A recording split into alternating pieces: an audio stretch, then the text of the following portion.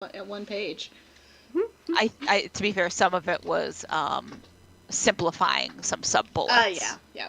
And also their personal life seems to be a little less absurd than at certain points. But yeah, I'm sure it will be expanded shortly. Some things falling off the concern list. Yeah, there's occasionally a brief window when enough things have fallen off that it contracts onto one page before additional things get added back on. Well, don't worry, I'll fix that. Yeah, I believe in you. So, who wants to talk about what happened last game? So we had a ship voyage. We traveled for 4 days to Baldur's Gate, and we learned a lot. For example, we learned that Bianca is a baby dragon, and not in fact a pseudo dragon. We learned that Eliana's most likely draconic ancestor is a planar dragon. You don't find him, he finds you. We learned that everybody on this ship is really good at drinking games. We learned a little bit about Eloisa and her pet bear. We learned that Avalie has herself an office, and that scrying on Mert is really hard. And also that Elray has been fighting, and that Fugu is a happy little fish back in Waterdeep. And also that sailors will kind of look at you askance if you try to requisition extra pillows, but it's worth it to make sure that Curran is comfortable. And then we got to Baldur's Gate. We prepared to be greeted by cheek-pinching Tal'Dorei. Hunan did in fact greet us, and he is just as much of a golden retriever as his reputation indicated. We were set upon by Tal'Dorei children, Gabriel and Raphael. And given the greeting outside of the house, it sure seemed like there was going to be a whole lot waiting for us inside of the house. But there wasn't. Meaning Eliana made a grand entrance to exactly 2 people. But it all worked out in the interest of making Grim feel a little bit more comfortable. And meanwhile, inside Chatland, Corinne was extremely bored. Grim helped her with that. Erebus and Eliana considered how there are dragons everywhere. Eliana apologized to Grim for how she had been treating them over the past pretty much their entire acquaintance, actually. And Eliana and Uriel exchanged some very sweet letters. So that's what happened last time on Coasties. That was delightful. And this will be the further events of Night Hall 12 through whenever it ends. I don't know if this is going to be one day or several days. We'll find out together. Maybe no one knows.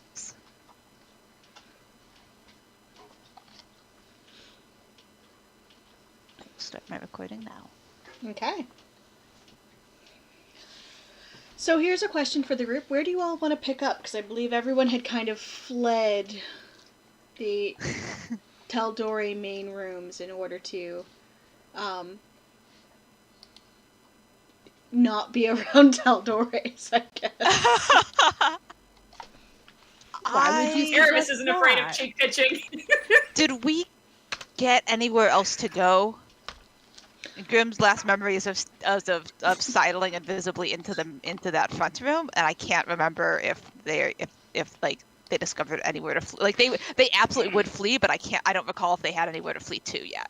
Uriel would have shown you to a suite upstairs that they keep for guests and emergency people who need to land there. Usually used, and he'll even admit this out loud. It's usually used by Cure, Alina, and Ilya when they come to town. It's just basically 3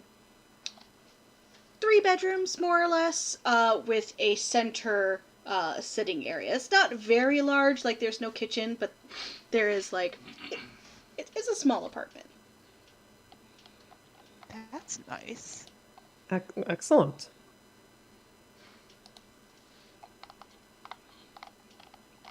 Should we pick? I guess the question is, do we pick up there, like sort of immediately on arrival to that in character, whether and how to disperse, let's or pick it should we up pick there. up after dispersal? Uriel will be like, "Hey, you've all had a very long journey. Why don't you all just get your bearings, and dinner will be in a few hours." By the way, every time you say Uriel, I'm replacing it with Hunan. Sorry. That's all right. I will get it right. They're in fact The two downside separate to having people. multi-universe Somewhat. NPCs. They are. Yeah. Where sometimes they have a different name. Cunin will. Oh, can I confirm before we get too far into this? Anessa starts with an A or starts with an I? Give me a moment. Let me just. Because in your guys' notes, I'm just double checking y'all's notes. Well, I've been writing it with an A, and I think someone else has spelled it with an I. Okay, cool. Yeah, I saw it with the I, and I was like, I think that's correct. Yeah, I recalled it as an I from previous notes. Thank you. I will make amends. Has Hunan commented on the party apparently being down one character, one participant, or has Hunan been politely ignoring this? Hunan may have glanced in your direction, like Grim stealth, like generally isn't super high. And yeah, Hunan, plus 2. It's not amazing. Hunan is a very, very. He's a cleric of some renown, so he has definitely glanced in Grim's direction, but has decided not to comment on it. Perfect. And thank you for showing us to these rooms. Of course, whatever you need.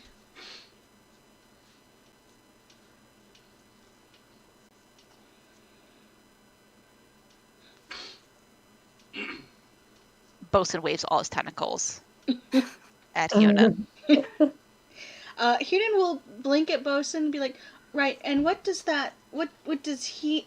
they need to eat? Just want to make sure we have it on hand." Oh, he eats anything that is food for the most part. He's not particularly. He doesn't get poisoned easily, so he's also he drinks everything. He waves his tentacles faster. It makes sings a sea shanty. He does like wine quite a bit.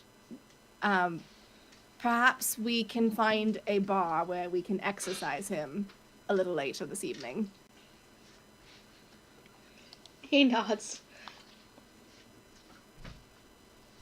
Fair enough. And we'll close the door behind him as he lets you all get some time to recalibrate. Corinne immediately goes to whichever room looks like it is the nicest bed. There is one with an excessive amount of pillows, which is... It's like one side is decorated and one side is not decorated.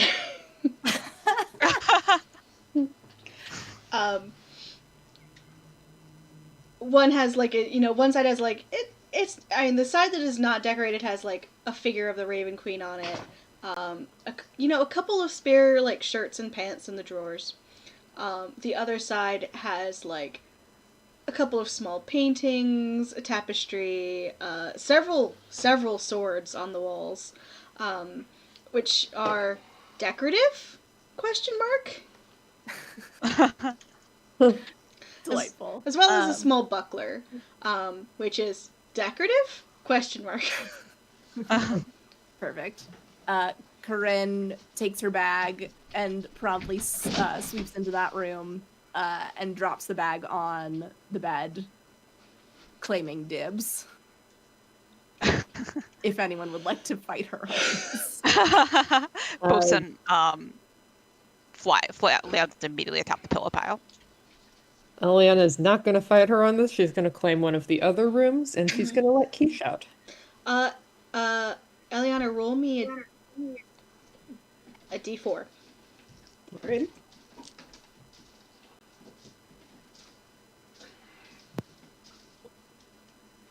2. 2? Okay. Yeah, you enter this room and it's weird, like it's one of those like it hits you differently, like this room is decorated completely different than the rest of the suite. The walls are whitewashed in a light cream. The floor has a beautiful ornate rug on it. The bed appears to be a poster bed that may or may not have had a canopy at one point. It is currently not canopied, but definitely has the like hardware to put up a canopy.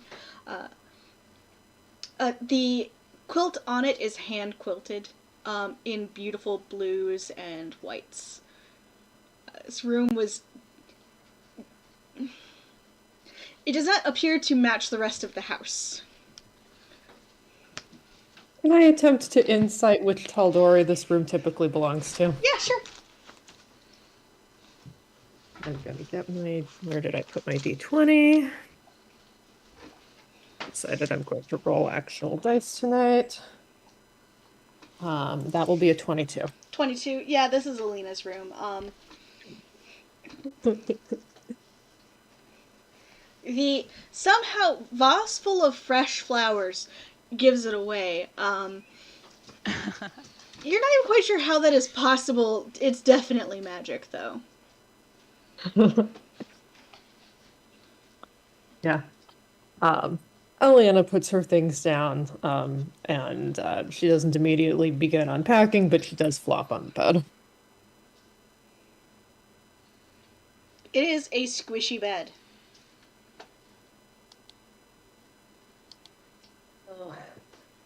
Alina, you do know how to decorate.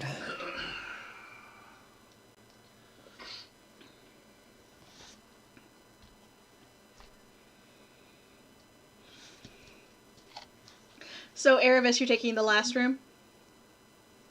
Yeah, Erebus isn't really picky about which room she takes because she just needs a place to be rested. She doesn't necessarily need to sleep. Sure. So, you take the third room, which is actually a little bit more hodgepodge and a little bit more mishmashed, but also has a bit of more of a strangely eclectic feel to it. The rug on the ground is a woven style rug, which is not super common in this area. Appears to be woven out of not grasses, but definitely like a natural fiber. It also appears to have maybe not wear and tear, but it's definitely broken in. So it's broken in and soft. Like it may have been a crunchy rug at some point, but it is far too broken in at this point to be anything other than silky soft. There is a perch in one of the corners of the room. There's a large bird perch where Bianca probably flies over to it kind of immediately to inspect it. It looks like it's more made for like a large parrot or bird of some description, but it is there. Let's see. yeah, she likes to be high above, so she might hang out there. There's a couple of ledges pretty high up. You have no clue what they're for. They are human sized though. They're just high in the room. Could be for storing stuff. Who knows? Let's see here. Okay, cool. Let's see. And there is a huge row of books in this room. Like books are just kind of everywhere. Like everywhere you turn, there's a set of books, and they're like sets. They exist for perusal. Ooh. Okay. Erebus will peruse the books. She's gonna be have a little bit more time to not sleep, so is gonna need some amusement, so she's gonna look for the books. Sure. So you see several books, sets of books there. Let's see here. Let me look at my list, shall I? Wherever my list ran off to.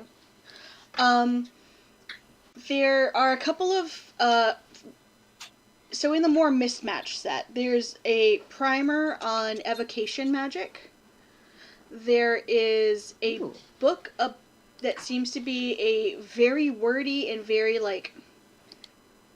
I would say the style of writing is more like scientific journal about experiments in trying to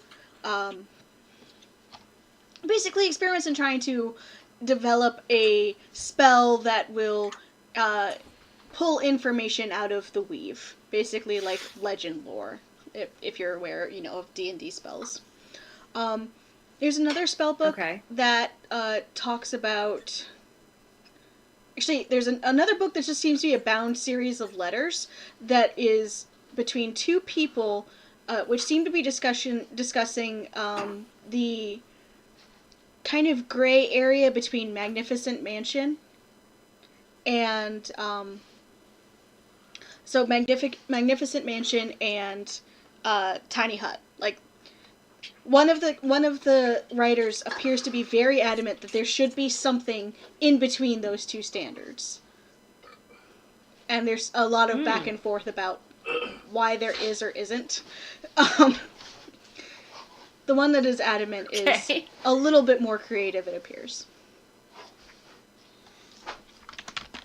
Let's see. Fascinating. There's a couple of books on local wildlife,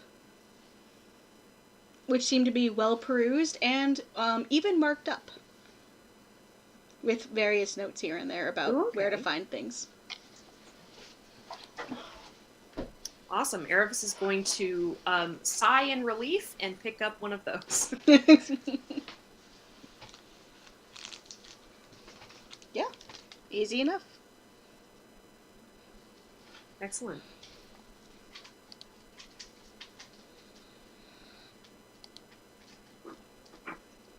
Eliana will, at some reasonable point of time, lift herself up off the bed and head into the sitting room of the suite.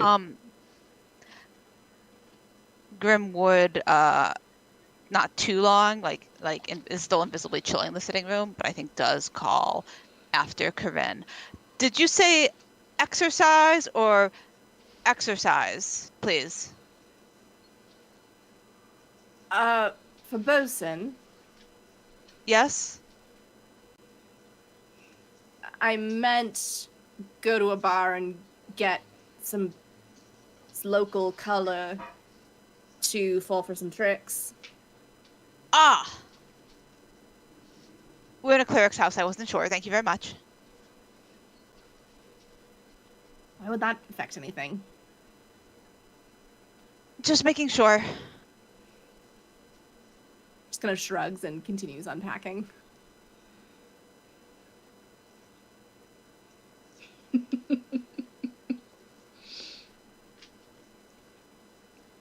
And then she calls out to Grim, you're getting the paladin side of the bed for the record. I assumed I was living in here for the evening. Very good. Well, it's up to you. If you'd rather, I'd be more than happy to spread out over the entire thing. I know.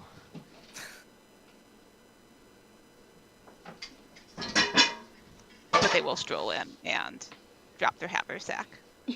Invisibly. Yes. So there's a thump, and the haversack appears on the floor, on the less decorated side of the room. Mm-hmm. But they don't unpack because they just live out of the haversack, basically, even when home. They're certainly not putting things in a drawer in this hotel room.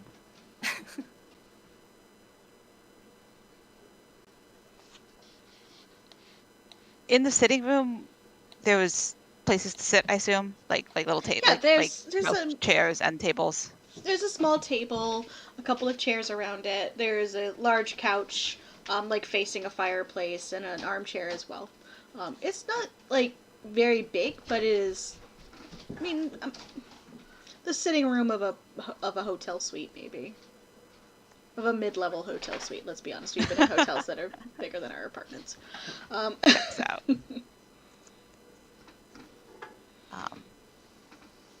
Yeah, they'll stroll back in there and sort of for signs that everyone is settled. Mhm. As settled as they're inclined to get at this time of being, so, which I assume includes Ileana returning. Yeah. Yeah. Eliana returns. She preps a fire in the fireplace.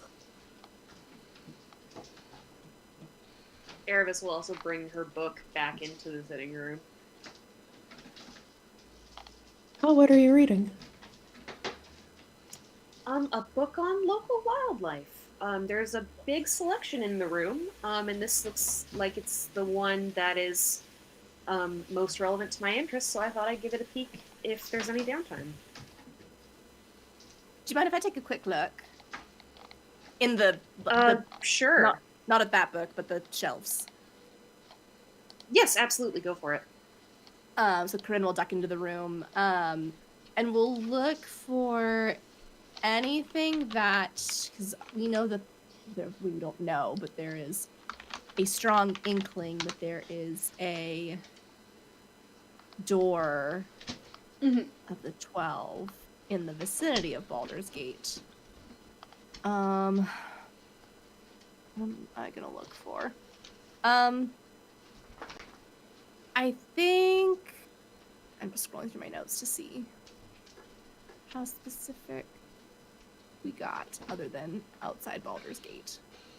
I think a little bit to the north. Yes, north of Baldur's Gate, and it's from the fighter. So I think Corinne is gonna look for books on, the geography to the north of Baldur's Gate, and also will look for any sort of like histories about, military ruins. Or anything like that that is also in the vicinity. So like a general thing and then a more specific thing. Sure. I'm not gonna make you roll for it because you don't find anything that's specific. This seems to be mostly like vacation reading / what a particular rogue that you're aware of would consider vacation reading.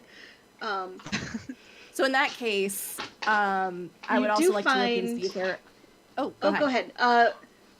You do find 2 books that stick out to you immediately because you know who wrote them. One is, actually, there are a few books that you know who wrote them, but I am assuming Corinne has no interest in any books written by Master Reginald Crosp. Negative interest, correct. Anti-interested. Considering they seem to be mostly dry, theoretical studies.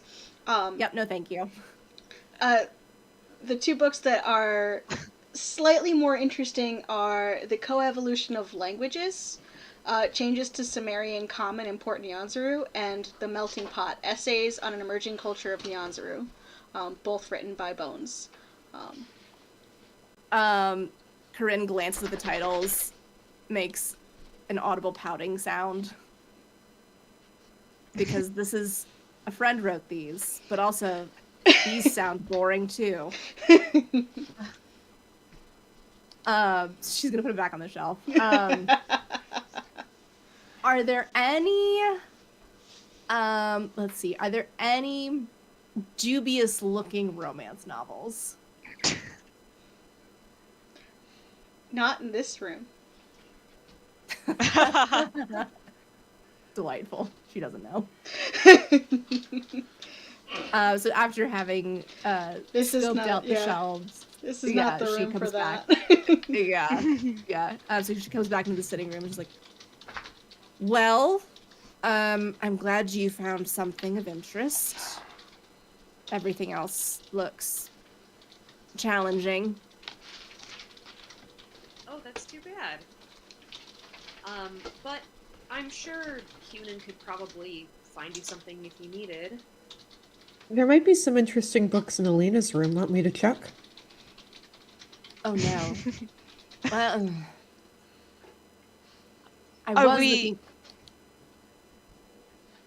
Are we reading, investing? Is that what's happening now? Well, I was looking specifically for anything that looks at histories of the the area north of Baldur's Gate and or any sort of military ruins or ruins of forts or anything like that, since the gate that's in the vicinity is connected to the fighter of the 12. So I'm there's not nothing judging. I'm here. just wondering if I should remain invisible or begin resting so that I can be invisible again in a bit. I don't think we're going anywhere anytime soon. Not collectively, at least. All right. And Grim will drop invisibility and sprawl on the couch. No, I think supposed to sprawl sideways Erebus across an jumps on armchair to begin a short rest. bed. Fair enough. Erebus jumps a little bit.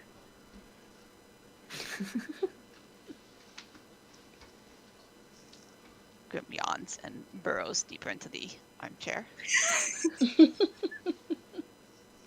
I do think it's a good idea to go looking for where that gate might be north of the city. We have a good plan, but backup plans. Indeed. I agree. Yes. I might go look and see if I can find... Well, I'm gonna get my bearings a bit, I think. Sort of walk around the area just to see what's here, where I might find any sort of interesting things. I don't think it makes sense to go... Heather, real quick, what time of day is it? Afternoon is my... Yeah, it's impression. getting 2-ish. Okay. So we're not going to be going to search for anything today, but it probably makes sense to at least see if there's anything we can prepare for and get a lay of the land up north a little bit, or do some recon. So I may hit the bricks to attempt that. There is a knock at the door.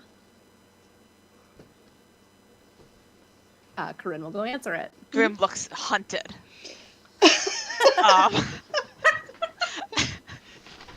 And when Corinne moves to the door, they get up and move into the bedroom, the large bed, the fancy bedroom, and close the door behind them.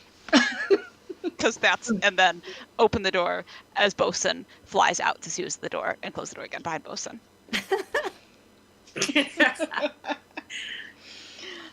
Yeah, the door opens. There is a probably 5'5" heighted woman, human, kind of, getting towards maybe 40-ish. Her, black and gray hair is kind of pulled back into a bun, wearing, a high-neck dress. She inclines her head to you. My sister told me you all were coming. I'm Odessa. Odessa, pleasure to meet you. My name is Corinne. This is Eliana and Aravis, and Grim also is with us, but right now they're taking a nap, so we are giving them some space. Bosun makes a happy chainsaw noise from just behind and above Corinne's right shoulder. He And gives this a is call Bosun. from over in the bedroom.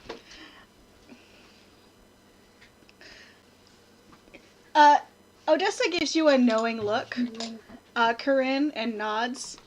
She definitely knows something about what is going on in there, but she's not saying anything immediately.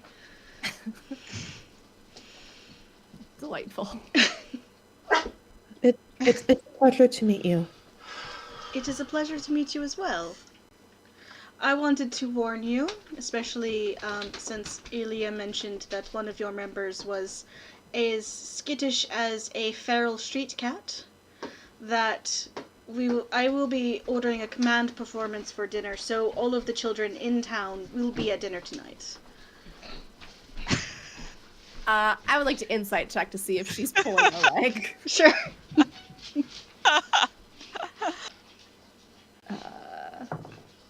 That's a nat 20 for 30. Damn. She seems to be completely honest. She seems amused that Grim is hiding from her, because she genuinely was told that Grim is skittish as a feral stray cat. Um, she also is. There seems to be some method behind why she isn't telling everyone that they must come dinner. That all of her children that are in town must come to dinner tonight. All right. So Corinne nods. How many of the family are in town this evening? Just for the record. The children will not be eating with us. Let's see. Uriel and Michael are in Waterdeep at the moment. Sophia, Nathaniel, Ramiel, Kydra will all be there. Lathiel may or may not be there. He is sometimes hard to get a hold of. As she is naming children, Corinne is like holding up a finger for each name that is in attendance, and then when she says, maybe, she puts up a finger on the other hand and kind of just like waves it. Adriel returned rather late this morning, so she will be there but hungover. Or, sorry, they will be there but hungover. Sorry, I'm still getting used to it. Sasha, Zadkiel, and Gregory will also be there. Layla works at her tavern in the evening, so will not be making it. So 8, possibly 9. Sounds correct. 8, possibly 9, plus Hunin and myself. One of them will be exceptionally hungover and will not be interacting as much as I would hope. Though I tend to give them a very hard time about it. As one should, in my experience. You are new to the city, and you have business here. You need connections, and the point of having a very large family, and she'll nod to you, Eliana, is built-in connections.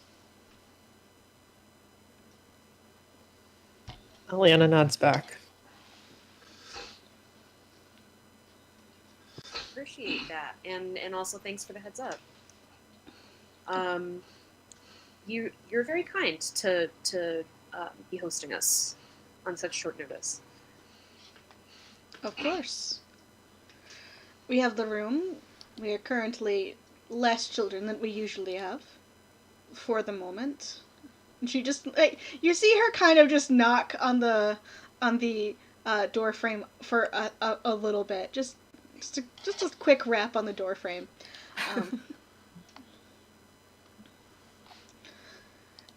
We have the room, and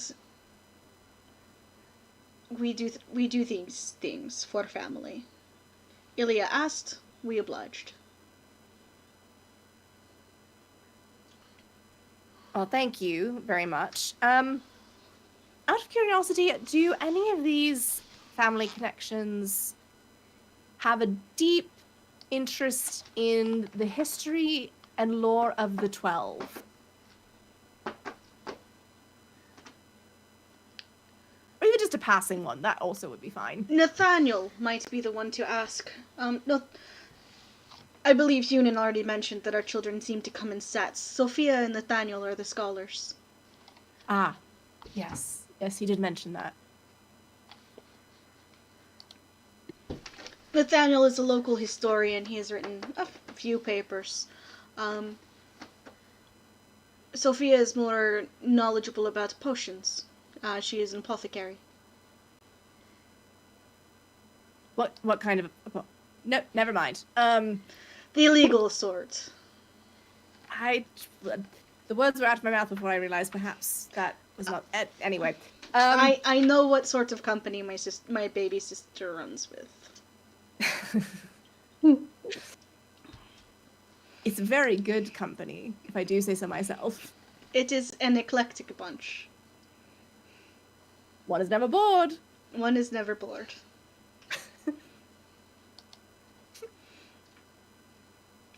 Plus, I can't say it- much. I have an eclectic group of children myself, so. In terms of the general layout of the city of Baldur's Gate, is there anything we should know about places that are worth knowing about, places we should avoid, places that are, I don't know, where the movers and shakers are, who the important people are, who we should either be on their good side or be sure they never hear of us? Mannerborn, it's laid down into districts, and she kind of holds up her hands like splayed. First is Sea Tower, then Mannerborn, then the Temple District, the Wide, Heapside, Eastway, and Brampton. Those are the ones within the wall. It's kind of like an octagon. Maybe not an octagon, but still. Outside of the wall is less fortunate. It's Stony Eyes, Northchapel, Whitkeep, Southfoot, and Twin Songs.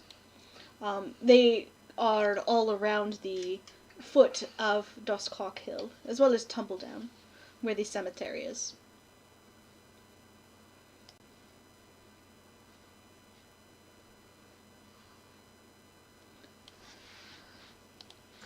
Could we get the map of the city Yeah, back? I am just about That to sounds move you like there. that might be fabulous. Thank you.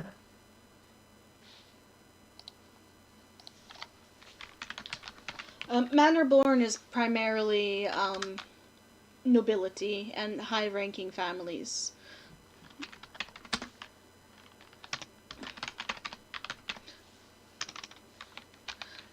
Brampton is primarily working class and lower.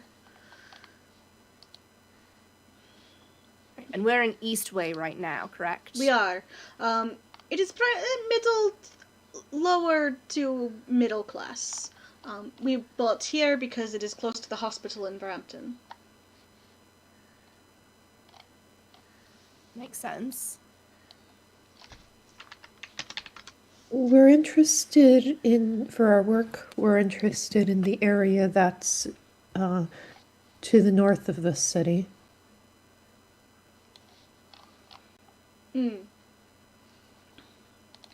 Blackgate is a very good start. It's on the way to Waterdeep, so heading north. Generally, it's a waiting area for merchants and caravans. Stables, things like that. It's always full of people. And always full of news, if that is the sort of thing you're looking for. I do like news very much. And we're waiting for a delivery to be made in a few days. And we are keeping a very close eye on the cargo.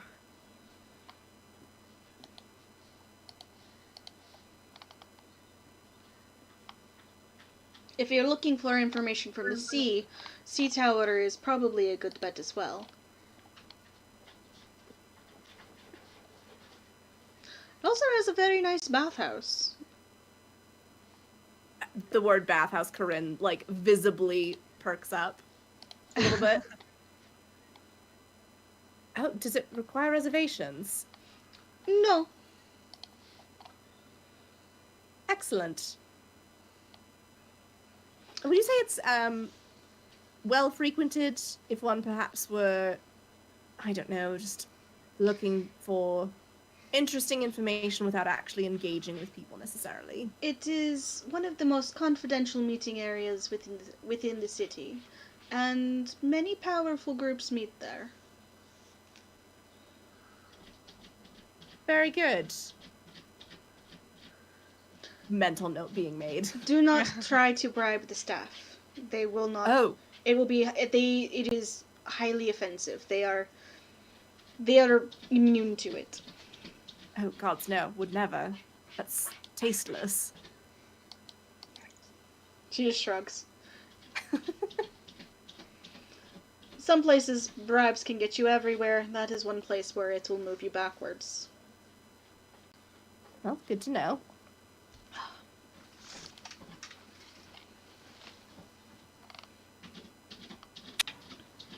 This is a less urgent question, but is there a good library in Baldur's Gate you would recommend?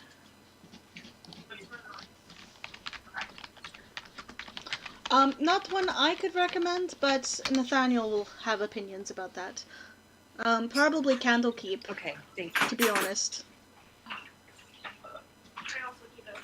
Okay, thank you. Heather, would Grim know what about about Candlekeep? Yeah. Like the broad strokes? Yeah, the broad strokes. Okay. Let me check something real quick. Just because it's cool. mentioned in adventures and things like that. That's fine. Eliana, you would also know the broad strokes about Candlekeep. Candlekeep Library. Oh. It's a citadel in the center of the the Candlekeep in Baldur's Gate, and it's 6 floors and 2 levels of catacombs, all books. Cool. And I, Hannah, am leaping to the conclusion that there's probably some like a truly excellent, or at least that Grim might believe that there is a truly excellent map room. Oh yeah, most assuredly. And the spoils of adventuring things. Okay, cool. In the bedroom, Grim is going to use Ghostly Gaze to look through the bedroom door or wall. They're probably standing near the door, but look through the wall. Specifically to get a line of sight to use Awakened Mind to Corinne. Could you ask, please, how one accesses Candlekeep? The collections, please. And how does one access the collections in Candlekeep? Do you need a ID? Do you need to sign in?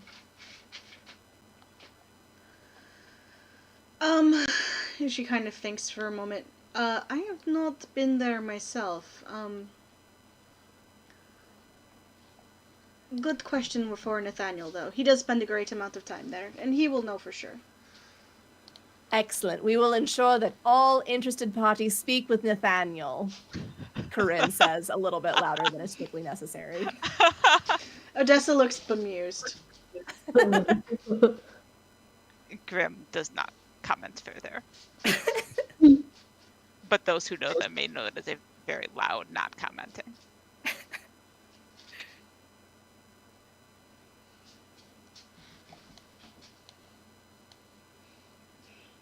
Well, thank you very much. What time should we come down for dinner? Dinner will be served promptly at 6. We will be gathering at 5:30. And do you need any help for dinner or no? No, it is well in hand. Appreciated, of course. Hand on the wall, again via Awakened Mind. Alarmed. Why would we be gathering early? What happens at 5:30? So I'm assuming the 5:30 gathering is for greetings, hellos, welcome back for those who have been outside the city for a while, just introductions. Of course, cocktails. Of course, cocktails. Forgot about that. Silly me. It's been a very long few days. She just smiles at you. Thank She you. smiles at you like she knows something. Corinne just looks very pleasantly back at her. Not formal dress, for what it's worth. That's good to know. I did not bring any such dress with me. I will save that for a different day then. All right, if you will excuse me, I need to go see to the nursery. And she will bow her head to you all and start to head out. Thank you so much. Of course.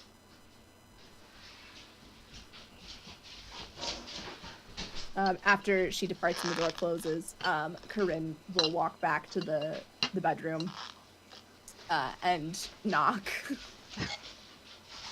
Who's there? Your favorite. Usually, I don't know if it is right now, but generally speaking, your favorite. This feels like a trick. You may come in. They open the door. Peer out at Corinne and at the sitting room in general. She kind of leans against the doorframe. Any questions? Was that sufficient? That was very good, thank you very much.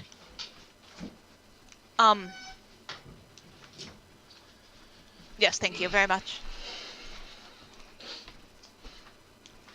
Right. I will leave you back to your nap before dinner. They close the door again. Yep. Having heard that Alina's room might be more interesting in terms of reading material, Corinne will first check with Eliana if it's alright if she goes in to inspect, and then once permission has been granted, we'll begin perusing the options. Yeah, Eliana will help, actually. That's fun. There is a few. Including The Dragon's Bride, which has a dragonborn on the cover. Romancing the Duchess, which has... Sorry. Let's see here. Just going to open up my list. That's what I was assuming. Yep, same. It does not have Ilya on the cover, no. That would be a fun hilarious project to find though. out about. It seems entirely possible. A Rogue by Any Other Names, which seems to be the first book in a series called The Rules of Scoundrels.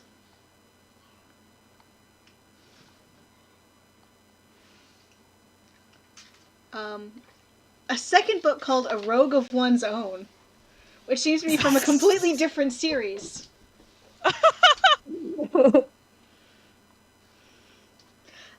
As well as The Hunter. They're all piled up in a nightstand. You just open up the cupboard and there's like a whole stack of them. They are... Yeah.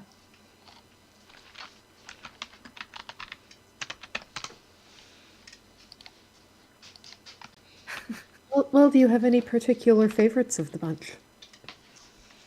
Oh, favorites might be a bit strong of a word.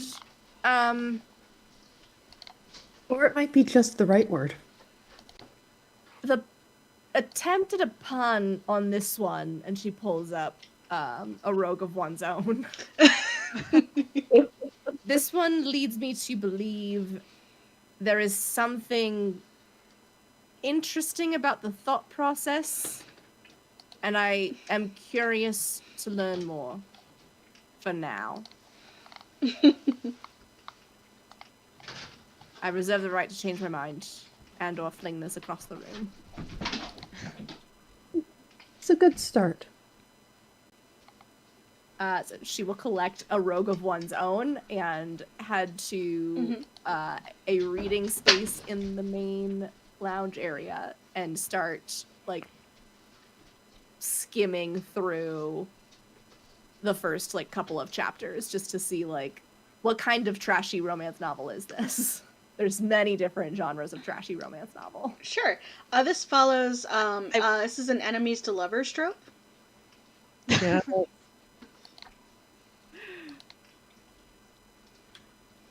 Delightful. I will say that I think Grim would have reemerged from the bedroom after closing the door. So before anyone gets too far into reading, they might have a word with Erebus. Yeah, sure. So I think that they definitely close the door, and like waited to hear Cornelia head off into the other room, and then I think reopen the door, stroll out, throw themselves back onto the same armchair they were on before. Look to see if Erebus startles again. Erebus has noticed that they came from a door instead of thin air this time, and and looks up. Hi, Grim. That was a quick nap. It's in progress, really. Have Sure. you been to Karst ever? Or the High Forest in I general? haven't, but I know a little bit. High Forest, sort of, not the whole thing. Kars specifically, no, but I do know a little bit about it. I've heard it's meant to be very cold there. Indeed.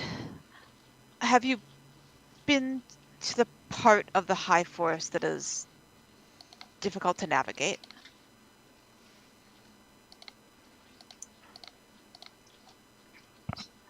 Ooh, I feel like I should roll for that.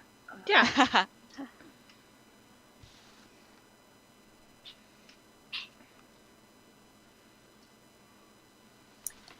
I'm just gonna roll a d20 and see what I get. No. Oh, yeah, I'm gonna say no. No, but no. I've only heard of it. Why do you ask? I was just trying to remember if I told you of that part yet.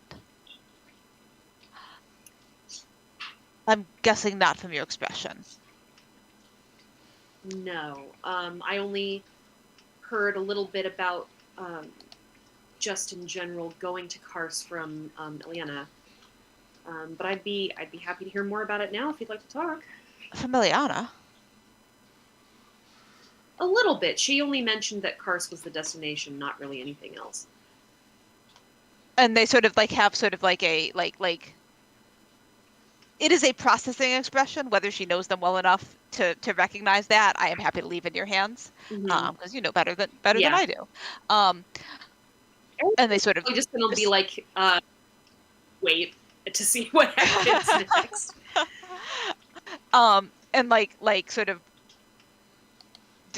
not dismissive of her, but just sort of dismissing the sort of it as a just sort of dismissive wave of one hand. It's all right. I didn't mean that she shouldn't have discussed it with you. It's certainly all right. I didn't tell you, did I? Because you weren't there for that conversation. Because you were, I'm making it worse. All right. We will need to go to also. It's all right. We'll go with that. Yes. One of the 12, Sheridan, is still alive. Yeah. Or as far as we know. Oh. And resides in the High Forest. Okay. And we'd be interested in talking to them, I imagine. I think so. Seems likely that they would remember, I think, some of the things where there are gaps in the dossier. Yes. No, I think you're right. Well, not having thorough knowledge of the High Forest, I'm not sure of the exact particulars, but I am very familiar with forests in general.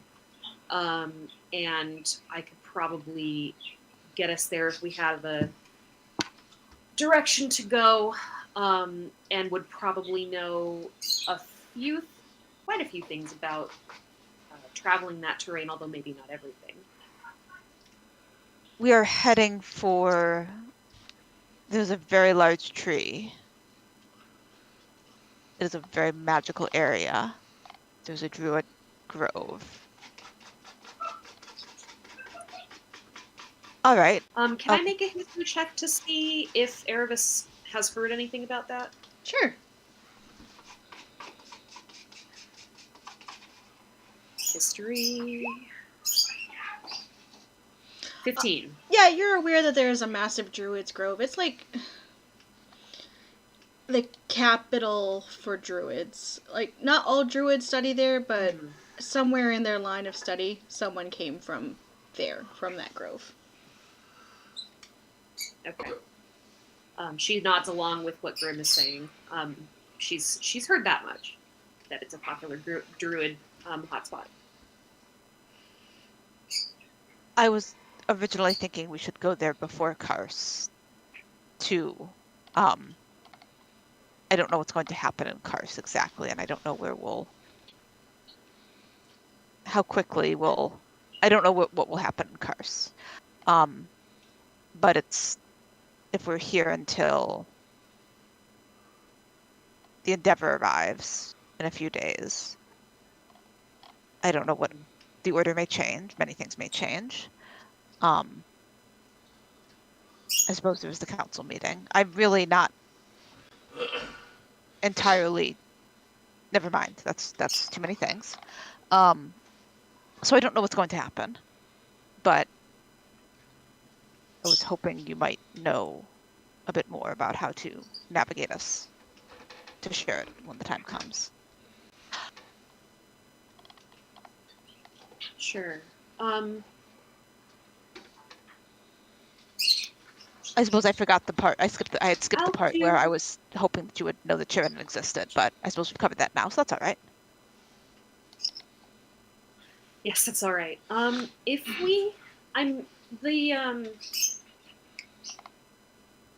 Stopping whatever's going on with El Rey is definitely the priority, but if we have some time after that, I don't know that it makes sense to go all the way back to Waterdeep and then to Kars.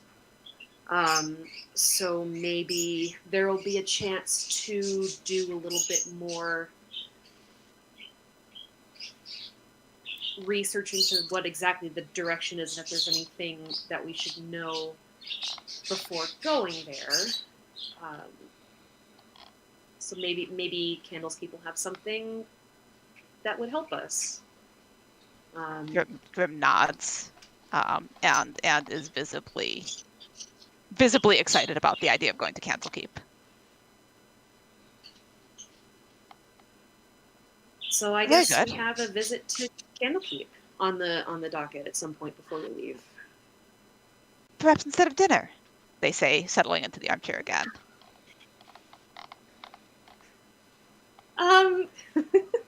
She laughs. Unfortunately, like I understand that seems like a lot of people, but I think Odessa is right in that we'll at least need to be able to call on them if we need something while we're here, and doing that without having formally met them first is probably not a good plan. That's what you all are for. I mean, you don't have to talk. I mean, I recognize that the last time I tried to talk for you, it didn't end well. But they this time, without looking over, lift one hand and point at it's that is a fair point. Finger gun. But this time we won't be trying for any clandestine information, so it'll probably go a little bit better. Maybe you won't. Tell you what, if there's a specific question you want to ask and Corinne is busy and can't ask it for you, you can signal me via Awakened Mind, and I'll do my best.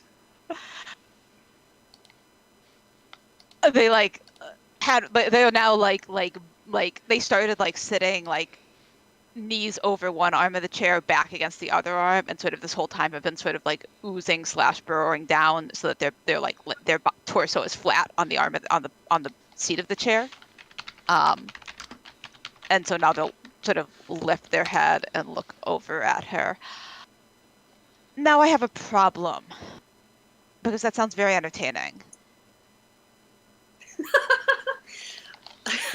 Does it? Okay. I'm here to amuse, I guess? I will meditate upon it as I rest. And they put their head back down. Okay. Grim, before you go back to it, why Karst, if you don't mind my asking? There's like a not short pause. And then they like lift their head again. Did I not? No one told you about that either, including me. No. That was a question. It didn't sound like one, but it was meant to be. Okay. Yeah, the only thing I know is that it seems like it's urgent and that we have to be there by a certain time, but I didn't get a ton of backstory on why.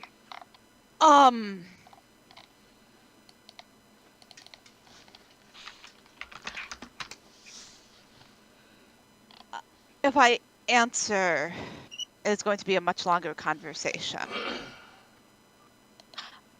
Okay, we'll put a pin in that for after dinner, maybe. I can give you the short answer, though, if you would like now. I am supposed to be doing that more often than never, which is how often I tend to do it. We might have to go to hell. Enjoy your book.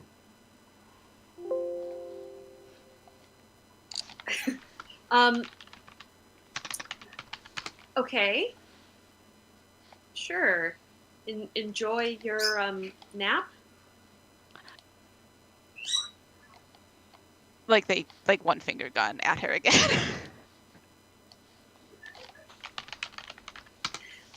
Erebus opens the book, but just kind of eyes them over the top of it for a minute, and then is like, you know what? This is a longer conversation. We're not doing this now. So I guess I'm just going to try to read about wildlife. It's fine.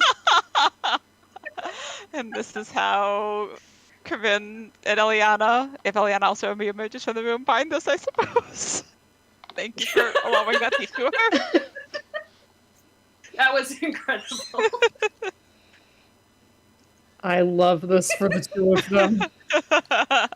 You might get it. Every time Erebus thinks that she's starting to understand Grim a little better, there's something like that, and then she's like, sometimes we're on the same plane of existence, and sometimes we're on a very different plane of existence, and I really can't tell when is which. That's not an unusual experience.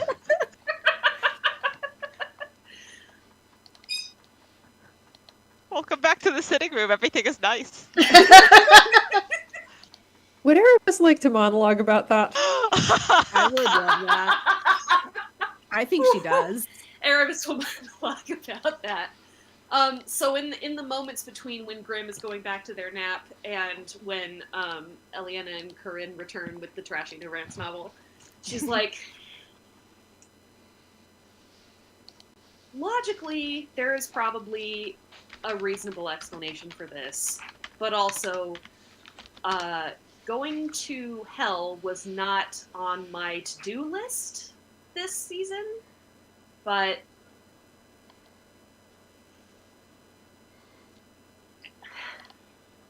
they said that more for the shock value than anything to me. I guess I'll find out. Right, back to reading about wildlife. And that's the end of the monologue. Impeccable. I will offer a free Grim monologue, which is just... Yes. I am supposed to be saying more of what is in my head. I am not sure this is a good idea. I don't think it's helping, but I am trying. The end. Oh, I love them very much.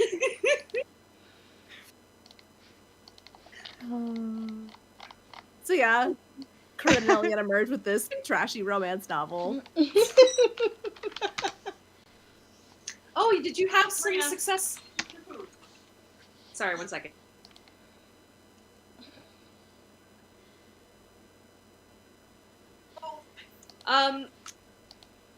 Did you have more success in finding some reading material? Oh yes, quite a bit. Well, success is yet to be determined.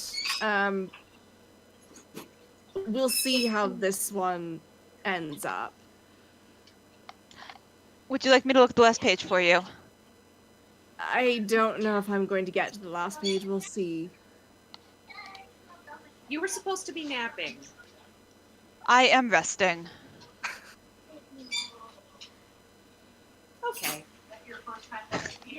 Back to the book.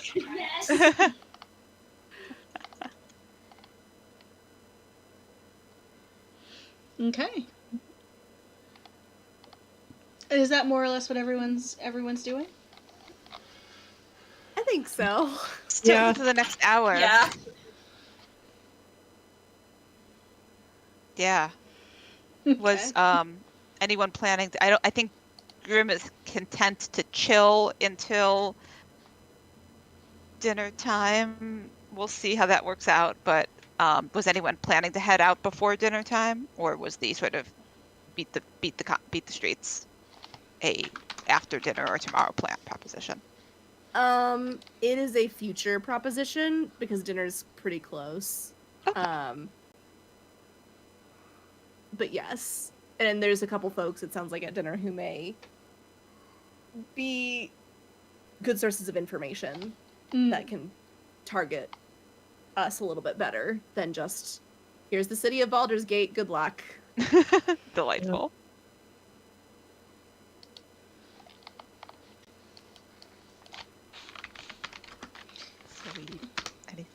So that brings us to 5:30, I guess. Okay. I have pictures of some of the siblings. I do not have pictures of all of the siblings. I was expecting pictures of none of the siblings, so I'm delighted. Yeah. Okay, so dinner. What time do you all head down? Oh, Corinne heads down promptly at 5:30. 5:25. Trying a little too hard, maybe. 5:40 and invisible.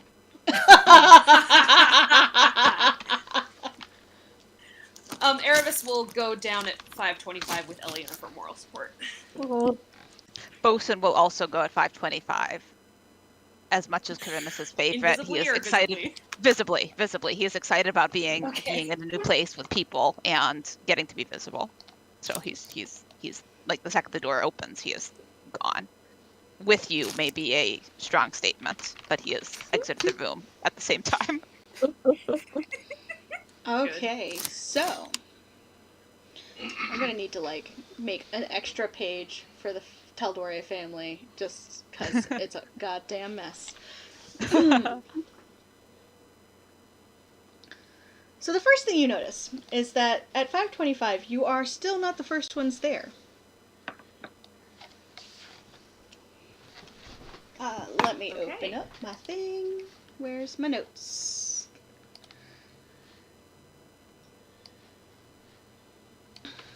A young woman kind of stands behind the bar.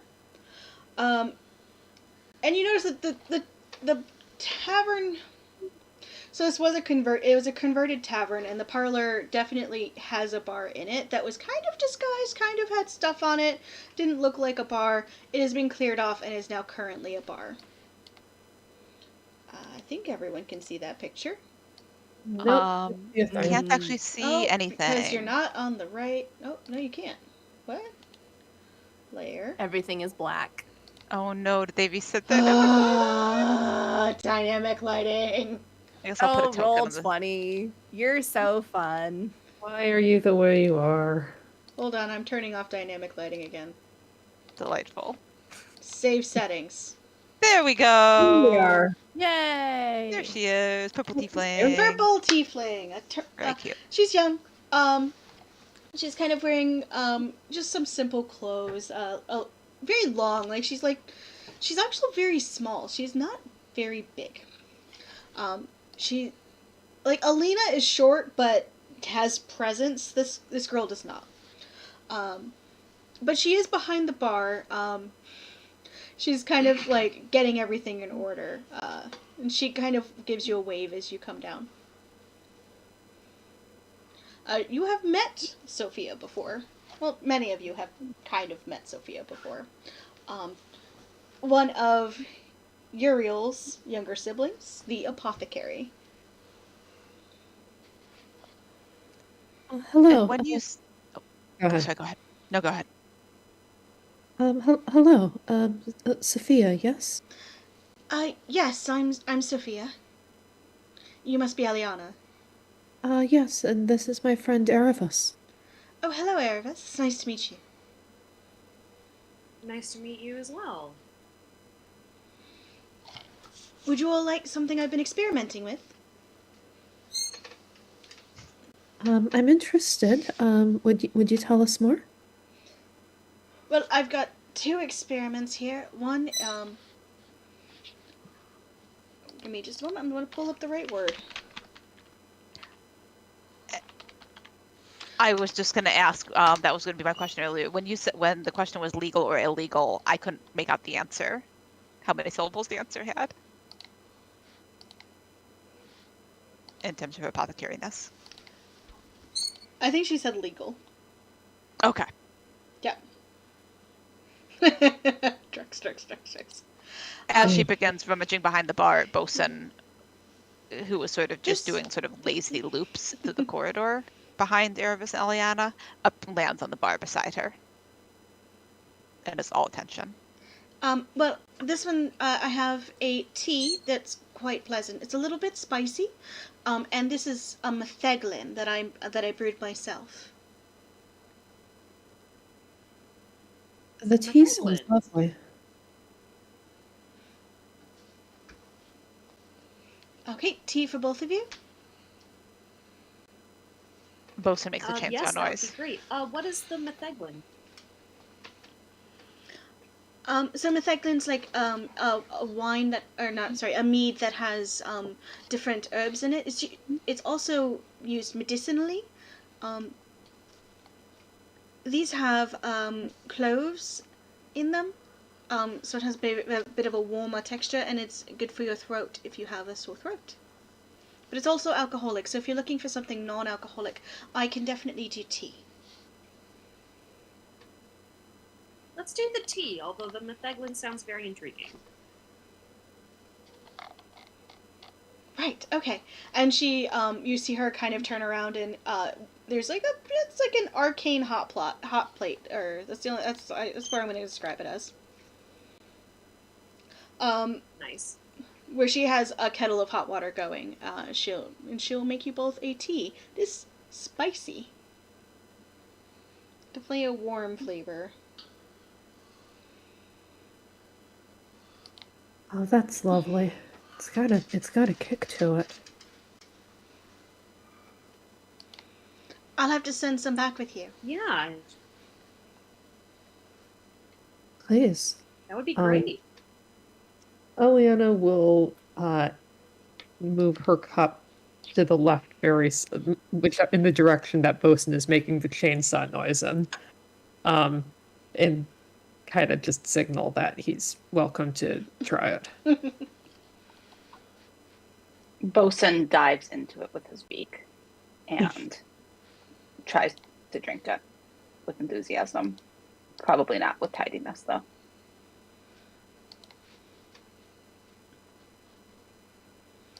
At about that time, 3 paladins walk in. Let's see. This guy? Whoa, that's way too big. That's like visual novel level big. Alright.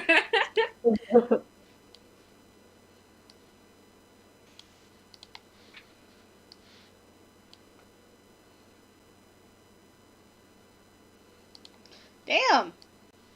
Alright. It's loading in huge. Actually, let's put him up there. Comparatively, he's probably up there. Cool.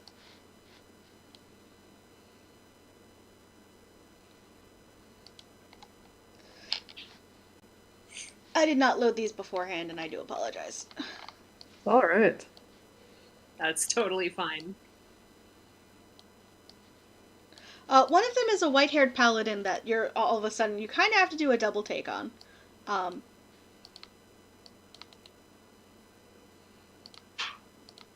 Simply because long white hair, armored,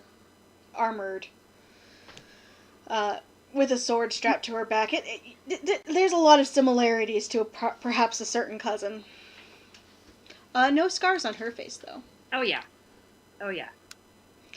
The other one of the paladins is a drow gentleman. White hair kind of pulled back into a messy bun. He is not armored, but he is definitely walking with the paladins. He has a symbol of Saloon, holy symbol of Saloon around his neck. The third paladin is huge. He's probably at least 7 foot tall. Towering amongst some of the Tal'Doris, which run on the short side. He kind of ducks his head in. Some of them. Some of the Tal'Doris.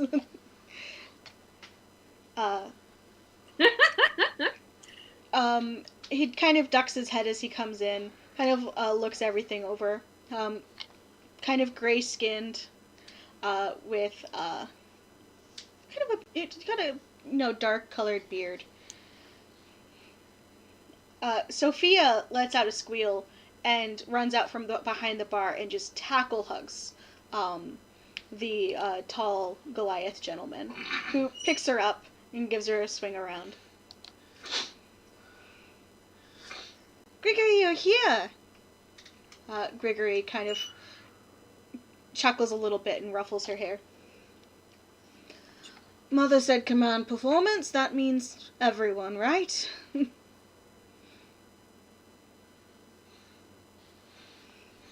Sophia laughs at that. So she led us to believe.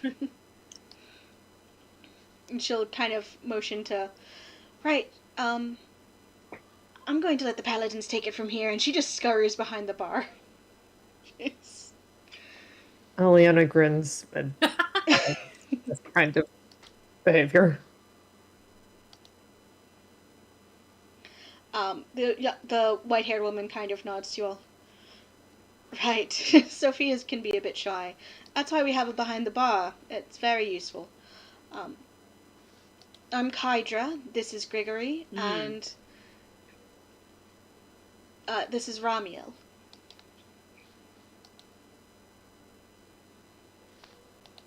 And I'm Eliana, and this is Arathis. Nice to meet all of you. I'm Aravis. You're Eliana. And she just grins at you. Yes, I am. The grin does not help how much she looks like her cousin. My reputation has preceded me, I see. You're all right, several letters home. It's all been glowing praise about you. If it hadn't been, I would have been surprised, not knowing him. Alina also rides home.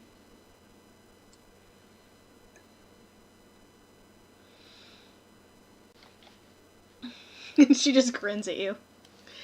She has Eliana is nodding and grinning and kind of doing a say more gesture.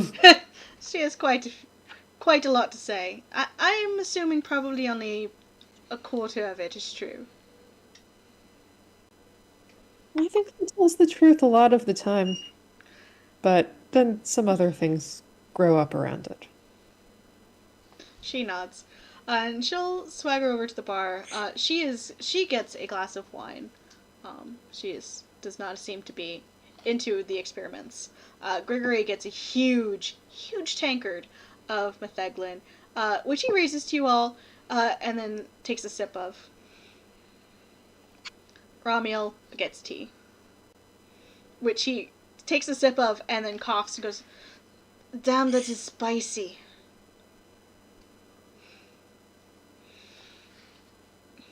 Sophia just grins at him. Yeah, it is.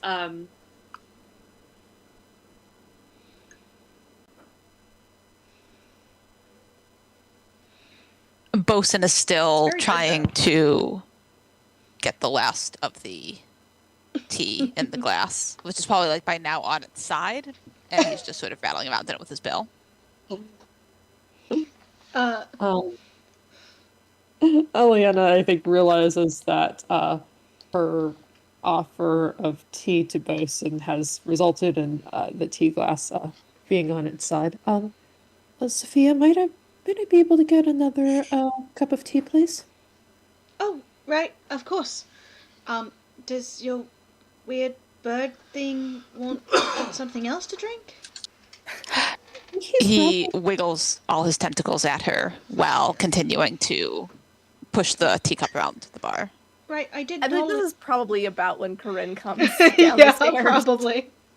I think that means he likes the tea. Corinne? Oh, yes. Hello. Oh, What? there's several more of you. Hello. Question for you, when Bosun is waving all of his tentacles, does that mean he likes something? It depends.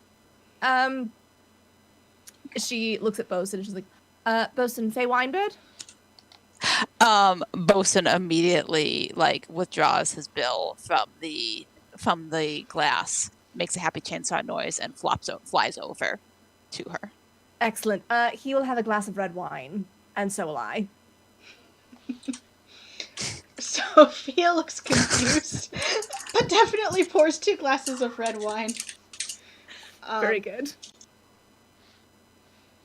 Actually, let me put these in order, because Gregory's going to hang out near Sophia. Ramiel and Kydra are hanging out fairly close to one another. Ramiel and Kydra are definitely maybe giving off the "we're too cool for this crowd" vibes, which is a bold move for people who have seen your teenage acne face. Once the 2 wine glasses have been procured, Corinne sets one of them on the bar for Bosun, and then we'll take the challenge of speaking to the aloof teenagers of the not actually teenagers, but the vibe is very. Bosun wraps the glass once with his bill, looks proud of himself, and then drinks it, and will stop causing chaos for the moment. Gregory looks at him and is like, "I think this might be my favorite bird." His name is Bosun. He's very friendly, but also keep an eye on your beverages. He actually will find the teacup and pour a small amount of the mead in it and give it to the bird. He just wants to see what happens. Bosun is pleased and alternates randomly between drinking his wine and drinking the mead.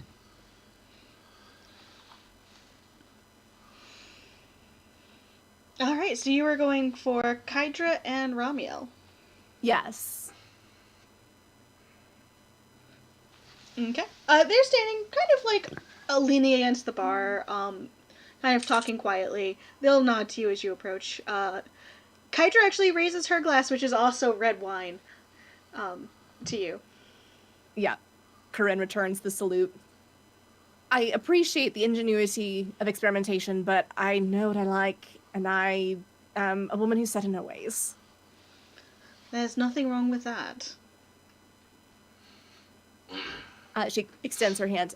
Corinne, I'm Kathra. Pleasure to meet you. I'm Kydra, and this is Ramiel. We're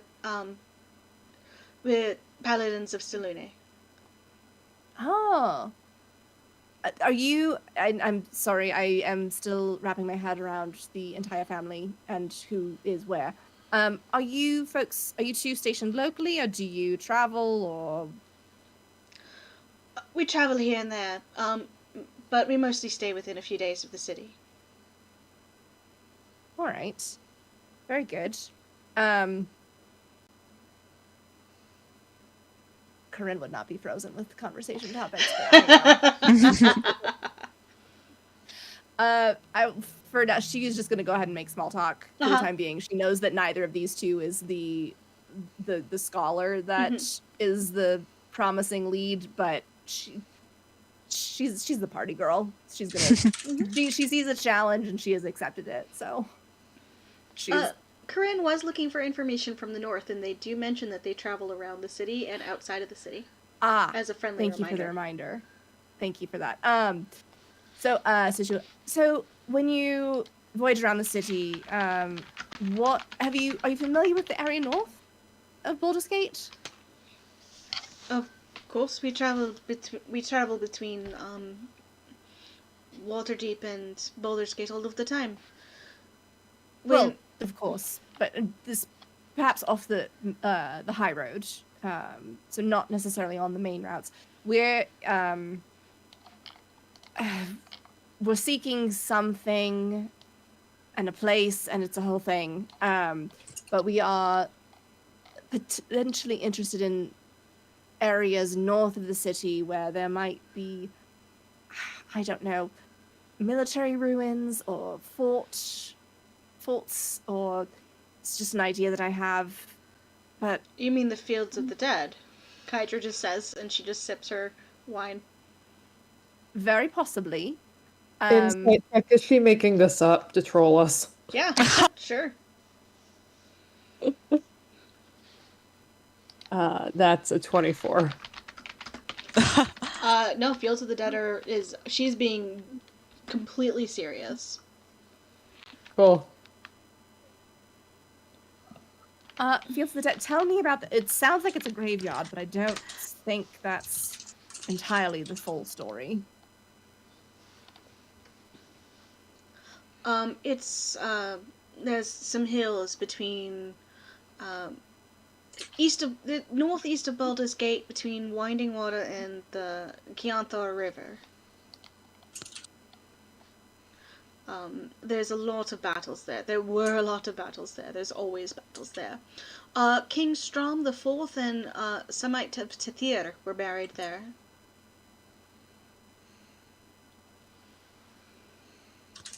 All right, good to know. I don't suppose either of you are familiar with the Legends of the 12 by chance? Both shake their heads. No. Romuald just kind of, I'm not familiar. I spent more of my time training with the sword than with books. You know, I understand it's much simpler to learn the pointy end of a blade rather than keeping all that information in your head at once. And the slashy end. And the slashy end. It's good to have options. He actually produces his blade for you for inspection. Oh. Okay. Yeah, we'll take a look at it. Yes. I know. Yeah, I'm sorry. Phrasing. I did not think about it. It's fine. He hands you his. Know what? That doesn't make it better. It doesn't make it better. There's a sword. Corinne There's a has sword. it now. He will. Nope, I can't do it anymore. It's a. Honestly, this feels correct. It is a long sword. It is a moon-touched sword. Okay. It glows faintly blue. It's very pretty. It appears to also be made of silver. That's a lovely blade. Is it a family heirloom? Is it one that you came across as part of your order? They're issued to us when we become ranking paladins.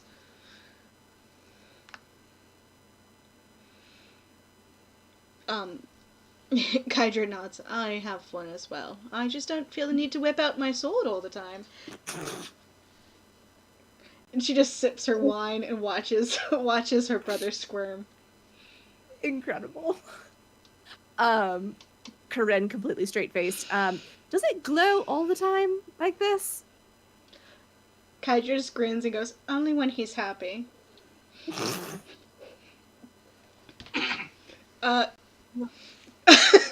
Ramiel just takes his sword back and puts it on his back. He's like, yes, it does. I will be back in a moment. And he's just gonna leave. Oh, he seems very nice.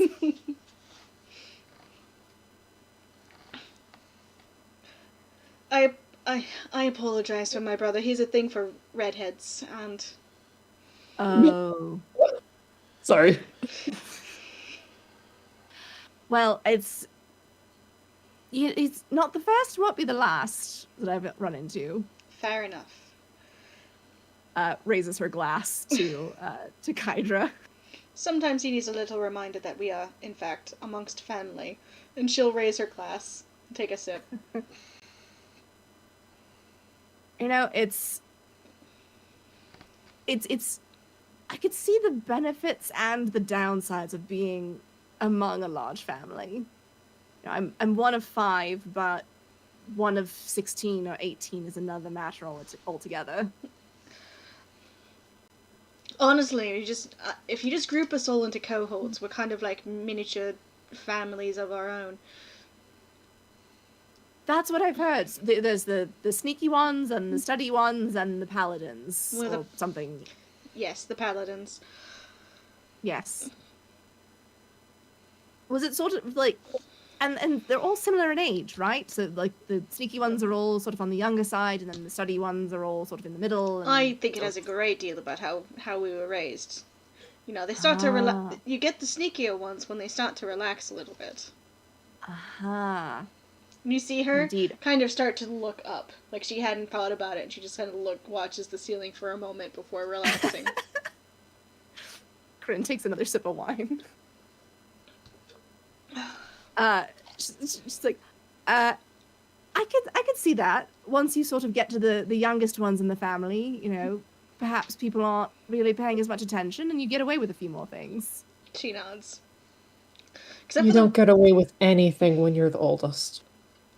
Hence why the oldest is a cleric. Twice over. Yes.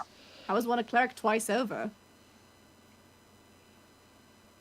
Oh, he was in service of Lathander and then left the service of Lathander to join the Raven Queen.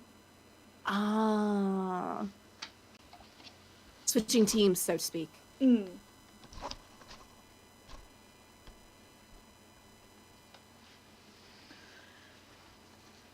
I was hoping he would go for Saloon, but I guess he chose the other white-haired paladin.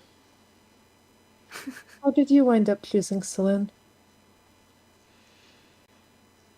I've always been fond of the idea of moonlight. And she kind of just motions to her hair. Saloon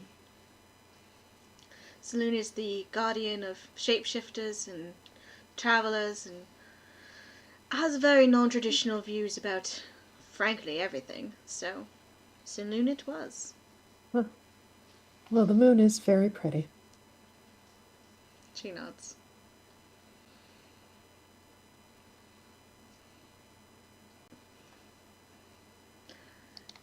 At that point, I'm gonna say the 3rd kid, 4th, 5th kid wanders into the house.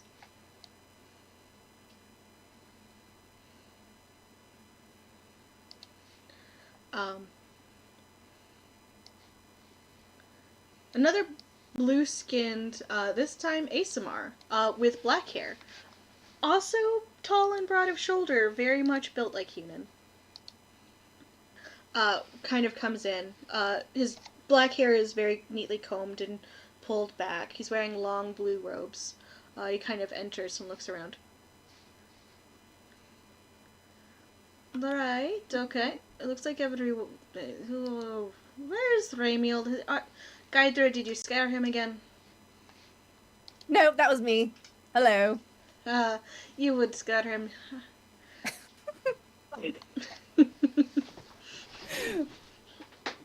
The man can face down a horde of skeletons, but one redhead. I seem to have that effect on people, apparently. It's very strange. You certainly are very terrifying. She's very scary, yes. Can I roll stealth to find out whether how badly Grim sneaks into this conversation? Yes, please. Or into the room at this time? Yes, please. They're invisible. 12. You like 12. you like don't knock the vase over, but you definitely like stub your foot, and there's a little bit of stomping happening as you come in. They stand stock still with the vase in there, so the vase has now disappeared. Like they grabbed it to keep it from falling, and so now it's just gone, as far as I can see. Gregory looks in your direction, looks confused, and then looks away. Ramiel is sulking, kind of actually fairly close to where you are. Looks at in your general direction, frowns deeply at the missing vase, and then goes back to his tea. I'm just gonna stand stock still for a little bit. Carry on.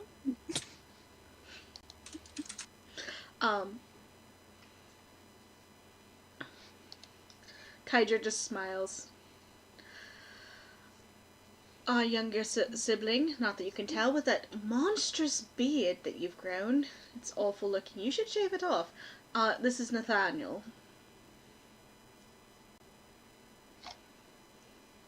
Nathaniel, pleasure to meet you. I'm Corinne. I am a friend of Eliana's, who I believe is somewhere in your family. I don't know exactly the connections, but you're related now.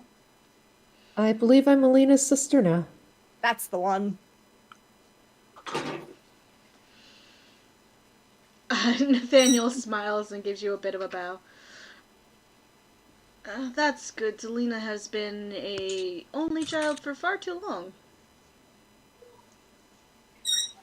I imagine it must be somewhat strange, you having all of these siblings and her having none until now. We've basically adopted Alina to be a sibling of ours anyway.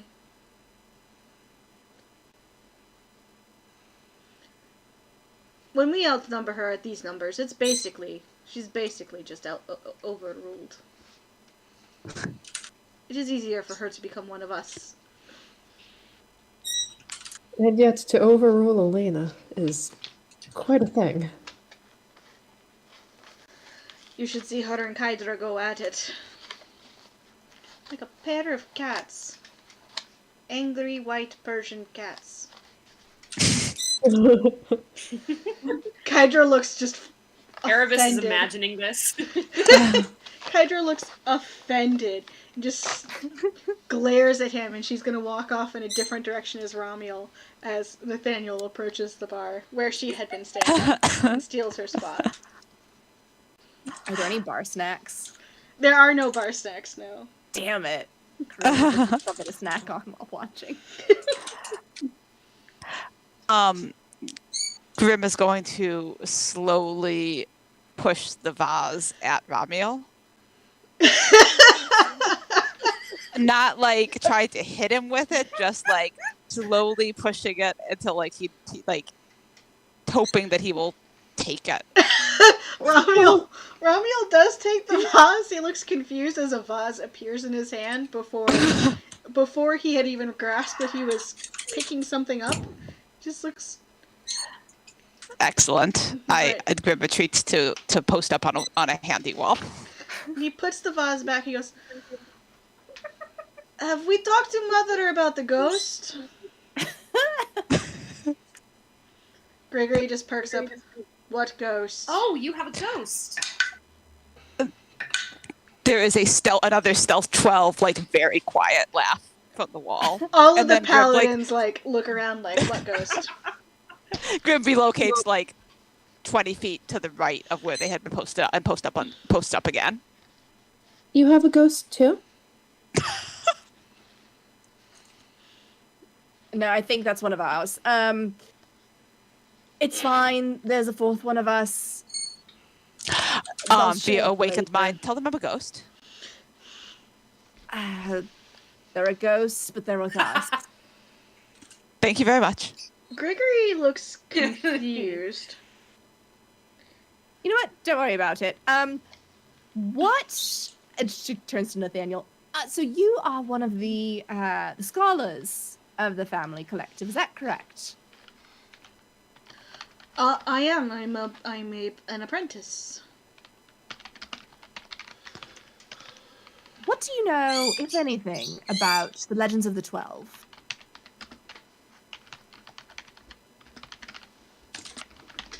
I mean, it's a big area of study. What would you like specifically to know? Well, we are specifically looking for a rumored gate that is near the city of Baldur's Gate. Your siblings, lovely individuals, gestures in the direction of Kydra and Ramiel, provided us a lead potentially on the Fields of the Dead. Is there connection between that area and the 12 in general? Well, and he kind of thinks for a moment. I'd have to study a little bit and look things up. It's entirely possible. That area is very fertile ground and is often been fought after, ever since the 9th century even. Well, that would seem to make sense. We're specifically looking for. We think there's a connection to the fighter of the 12. So, thinking of the themes of battlefields, what would make sense in terms of putting up a gate. Theoretically, someone may be trying to open them. It's fine. Don't worry about it. We're on it.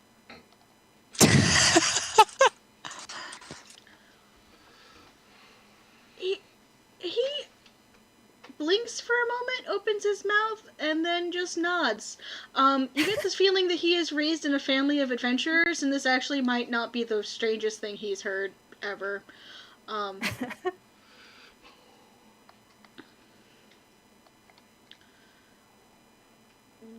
Right, so, it's kind of trying to think, which one's the fighter again? Brienne.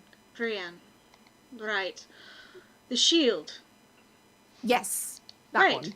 Right, she was the shield of,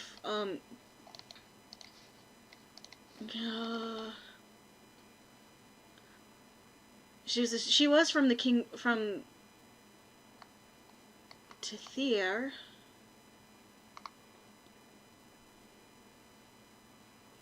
It's entirely possible that it's with, it's probably within the tomb of Strom the Fourth. If I had to guess, if I was a betting man. His tomb is said to be guarded by 2 platinum dragons. I'm sorry, what? It's legend and rumor. Oh, you know what? Also, all the metallic dragons have disappeared, so that shouldn't actually be an issue for us. All the metallic dragons, that is a very large thing to... Right, so, and he just kind of pulls out, he actually kind of holds out his hand, and a large book appears in front of him, and just a quill just appears in his hand. Right, can you tell me more about this? I would like to get just a vibe check from Nathaniel. Yeah. That's a 28 insight. He is a super nerd. Yep. And he is that is a motherfucking wizard that you're talking to right there. Yep. Probably not a very high ranked wizard, but that is 100% a wizard. That tracks. And the idea that all of the metallic dragons has disappeared both horrifies him and makes him super curious. Like, he is able to look past the horrible implications of that to straight into the curiosity part of that. Yep. Which somehow has Alina vibes, but you're not quite sure how.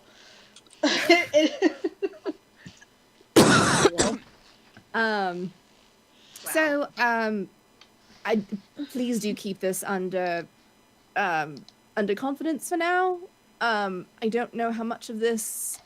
We don't want to induce any sort of panic. and the populace in general. I don't talk to a lot of people, so you don't have to worry about that too much. That's fair. So, long story short, someone is trying to open the gates that the 12 sealed Tiamat behind. One of them has already been opened. We are trying to prevent others from being opened. All the metallic dragons have disappeared as of a few weeks ago.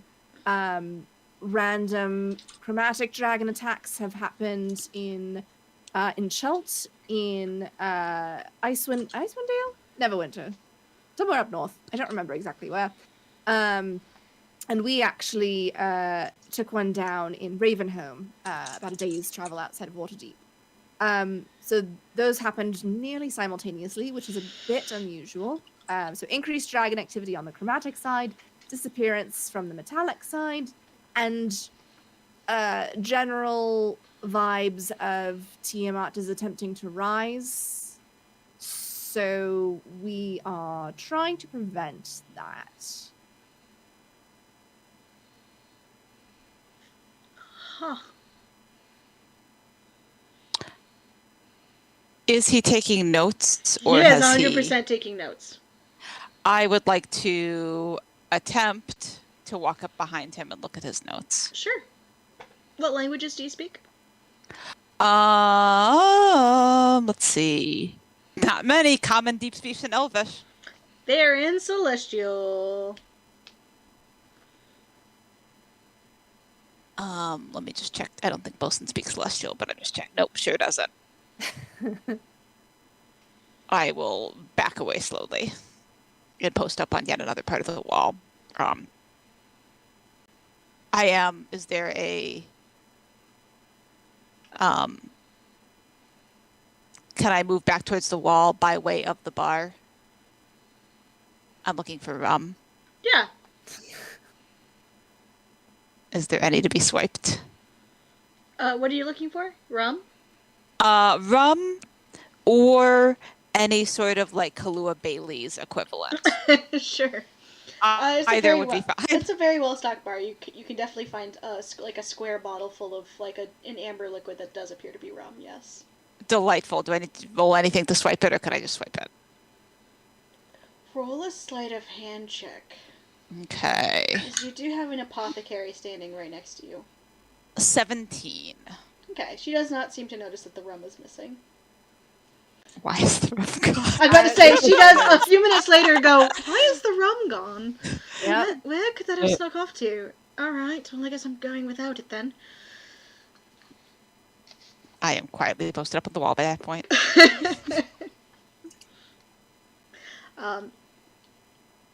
Grigory teases her about losing the rum. He's like, Audriel's going to be very disappointed. And Sophia's like, Audriel can honestly drink moonshine for all I care. We got two priests of Selune here. We'll make her some moonshine. Because she kept me up all goddamn night. Oh, musicians. And she just starts bitching to Grigory about how awful it is that she has to have the room next to Audriel. And she much prefers it when Audriel is rambling. She hates winter. She wishes that Audriel had gone back to Waterdeep and bugged Alina instead. Yeah, it is sibling complaining. Kydra and Ramiel appear to have made up and are teasing each other, drinking their drinks. Is Ramiel still eyeing a certain redhead? Eyeing is a strong word. He's not like being a creeper. He is definitely sure. He's definitely distracted by a certain redhead, though. He may have developed a very, very short crush. Delightful. Just a certain redhead has noticed this in all likelihood and is not discouraging it. Of course. And in fact will sometimes just like bump into him by accident, like, oh, I'm so sorry. I just getting myself another glass of wine. Carry on. Don't mind me.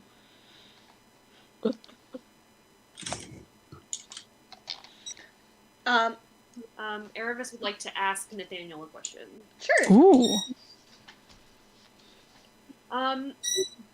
So you mentioned that there are 2 platinum dragons rumored to be guarding this tomb.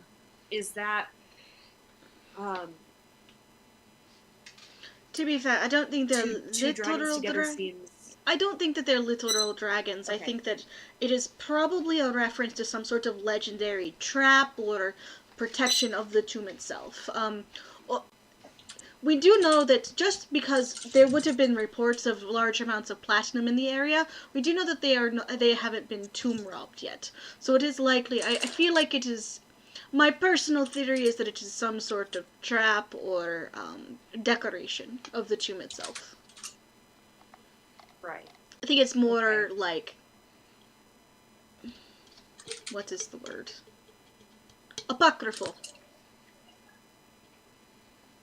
Well, that's upsetting. So It is upsetting that it is not actually literal platinum dragons.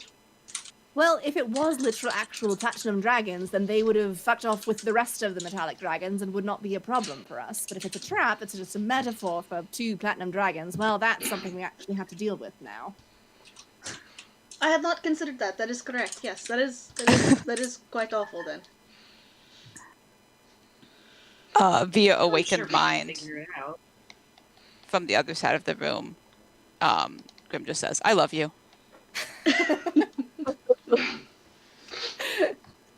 Corinne does not acknowledge it. Well, if there are... Oh, I think I lost my train of thought.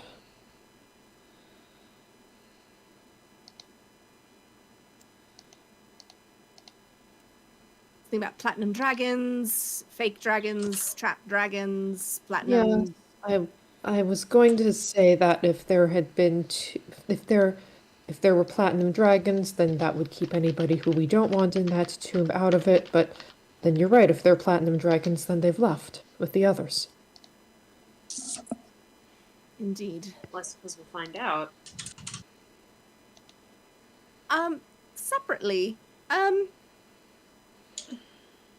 have, I do not mean to impose on anything.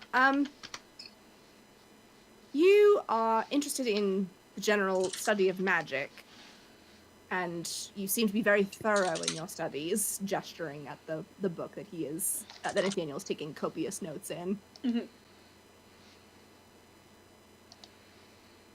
I have a brother who is of similar interest, resides in Waterdeep. Would you mind terribly if I made an introduction? Or at least, you know, we've got the side family connection, gestures like Eliana to Nathaniel. Just in terms of, you know, for knowledge sharing, educational purposes. Also, he really needs to meet people. Like, just friends. No, he's. Oh. I'm always happy for new friends. If he comes, I'm going to be rude and make the assumption that you come from some amount of money, judging by your accent and general clothes and carriage. You are correct. If he brings a rare or valuable tome, I can get him into the Candlekeep library where I'm currently studying. It sounds like that would be something he would enjoy. Oh gods, he would lose his mind in the best possible way. Good to know. I will inform him the next time I see him. He nods. I'm happy to make another friend. Like I said, I don't have many, other than family, and a sibling of yours could be a friend of mine, I guess. Excellent. I will let him know. You're very generous. Thank you so much. He nods. I mean, you're the one making friends for me. I'm just here for the ride. Oh, that's just what I do, though. Another paladin enters the chat, by the way. Was there something from Eliana there? Yeah. As this very hot paladin walks in. I can't remember what it... I don't think I did. But thank you for checking in. I do have a question, though. Mm-hmm. Well, Erebus does. Speaking of Candlekeep, if we were just to want to visit and browse the collection, is there any requirement for that? Would we need to bring a tome, or can anyone visit? Well, it depends. Like the amount that you want to get out of it really depends on how much you want to put into it. So like if you want to just browse like the general stacks for good information, then they just need a book that they do not already have. Okay. So, but you would need to. So, let's say you were interested in learning more about dragons, or learning more about the 12, or learning more about the the North Country specific stuff. What would that require?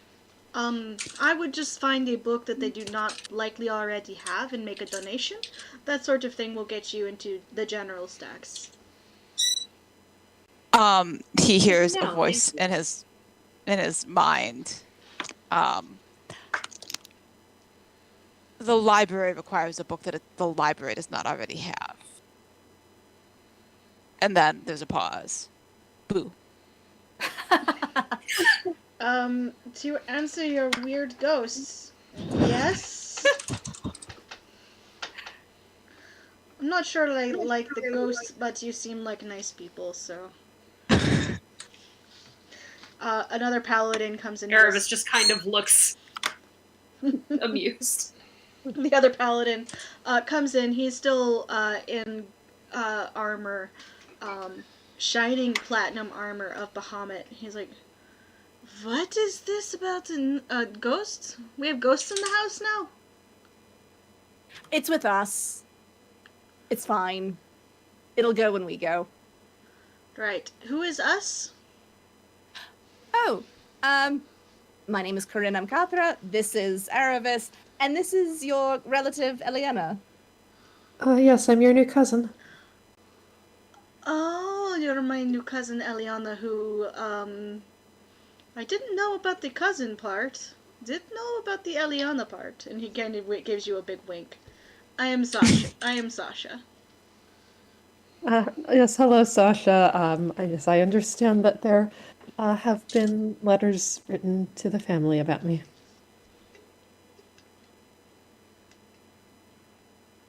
Monologue Eliana, please.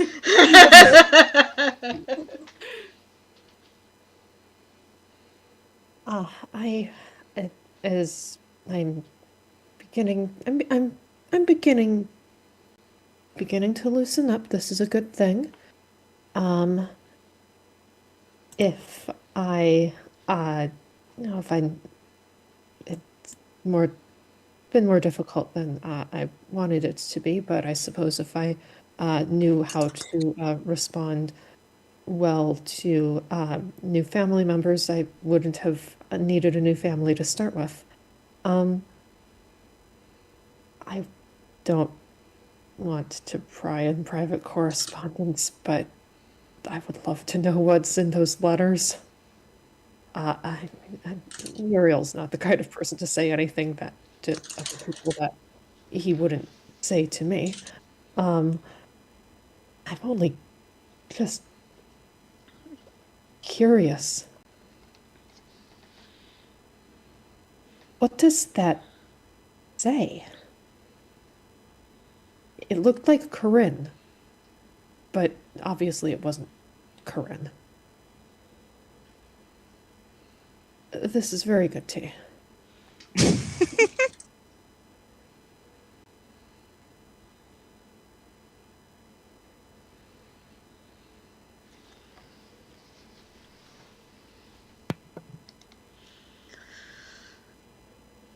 Sasha grins at you. Right, so do you need a primer on who is who? Or have I come too late for that? I will attempt to remember. Gory, Sophia, Nathaniel, Ramiel, Kydra, and you're Sasha. Good job. It will only grow more complicated.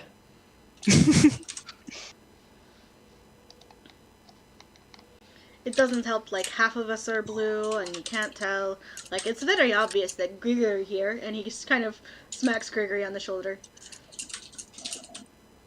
Definitely. Yeah, I look different from all of you. I think that brings something new to the family. They nod.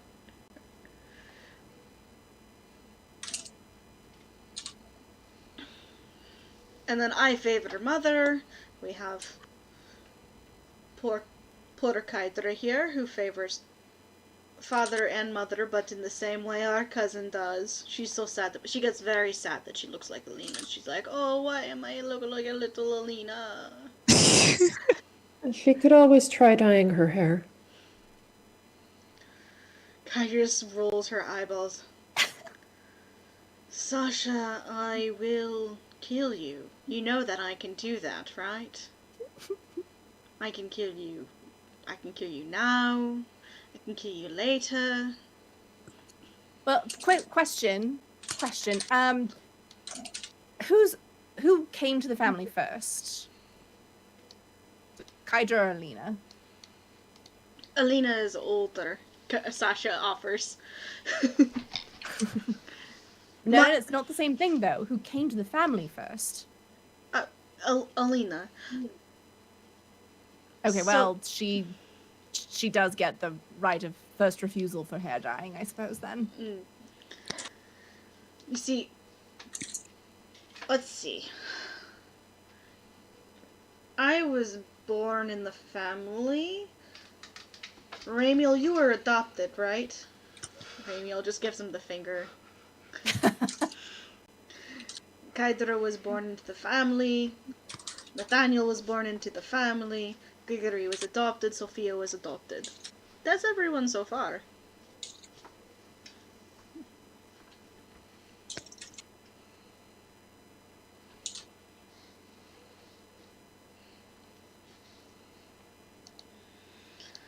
Kydra just kind of sighs a little bit, reaches behind him, and flicks him on the ear.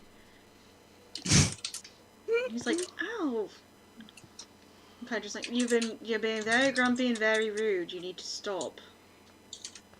Sasha's like, "Yes, ma'am," and sticks his tongue out at her.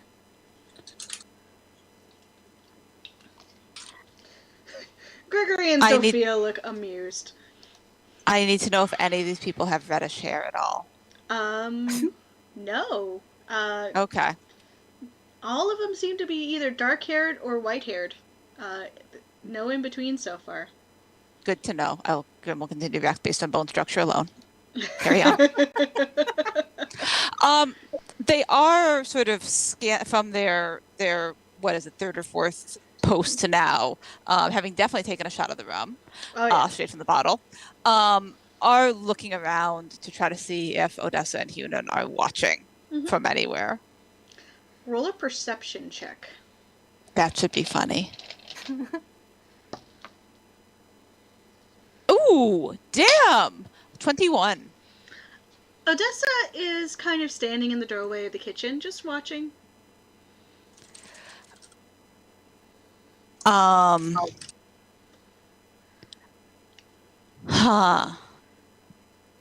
she have a drink in her hand? Mm-hmm. Yeah. Bosun will fly over and rap at it. Just once. To make a nice sharp ringing noise with his beak. And then he'll return to his own glass of wine. Right, I don't like that bird now. As all of the children kind of perk up like mongooses and look in the direction of their mother. Oh, Bosun, that's very rude. He makes the inquiring chainsaw noise and raps on his own glass again. Yes, that one's yours. You can play with that one. Do you need more? he raps it a bunch of times in a row. All right. Excuse me for a moment. And Corinne dismisses herself from the conversation to top up Bosun's wine glass. Sophia Yeah, is she does. happy to fill it. Feels like when she's like she's shy, but she like owns this space. Like this is her spot, so she's comfortable operate. She's like, no, I've got it. I've got it. He likes this one, and pulls out like a sherry. He does. He has a sweet tooth. He likes shiny things, and he's a little bit friendlier than is necessarily good for him. And he has Bosun does very cartwheel. bold Sounds boundaries. like half of my siblings like shiny things. Too friendly. Yes. She Indeed. just grins at the paladins. All of them laugh. Grim would like to cast Sending to Alina. Sure. That will make them visible because it's casting a spell. They have not thought of this. Okay, great. That's awesome. Thank you. There's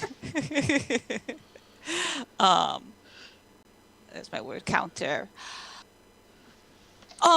Alina, I am hoping you can help. If I were trying to convince your family that I am a ghost, what should I do? That's 25 words exactly. That's fun. Without even needing any editing.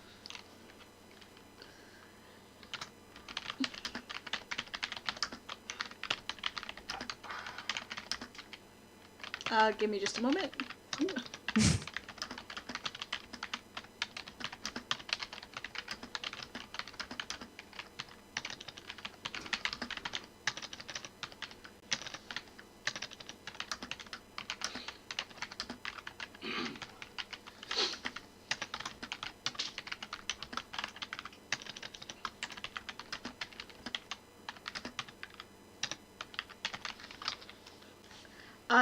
You get a words back. I would strongly recommend against convincing a room full of paladins you are a ghost, but it's your vanquishing, I suppose. Maybe move all the pictures?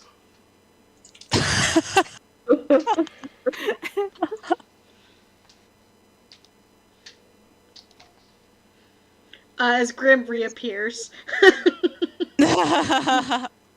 Our ghost has made their presence known. Immediately, Everyone in the bonus room action, turns. short rest, and recast invisibility. Aramis spills her tea.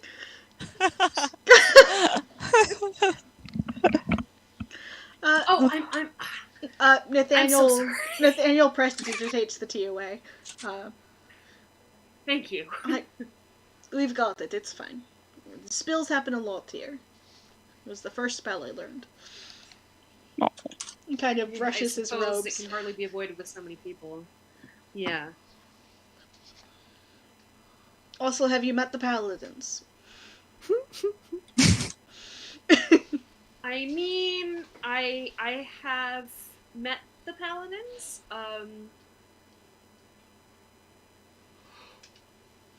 If they're anything like Alina, I'm sure they're full of surprises. Well, they also probably try to make each other spill things constantly. And you That's go true. up behind each other and you yell sneak attack. Right. So, Also true. Eliana, you've clearly heard the game of Stealthiest Paladin. It is not how. I'm sorry. I have. I think I kneel. It's okay. A bit. I need more wine myself.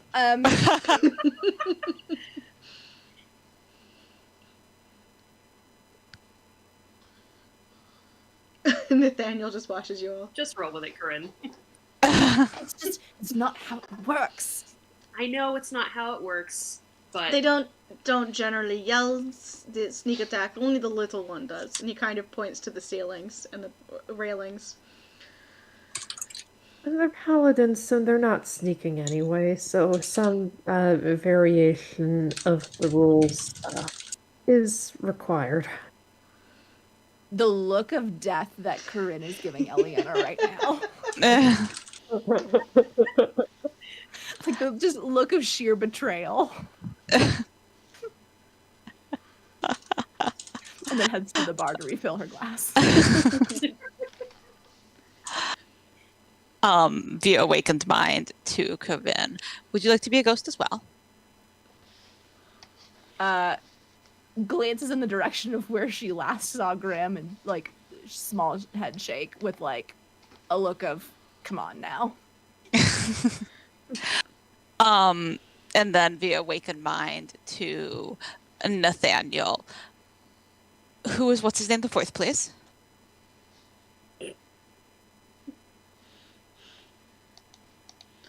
Oh, sorry, ghost. He startles a little bit.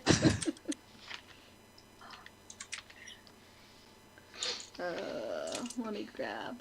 I closed that window because, of course, I did. Strom the Fourth, King of Tithir, winner of the Battle of Brinic Dell, son of Strom the Third,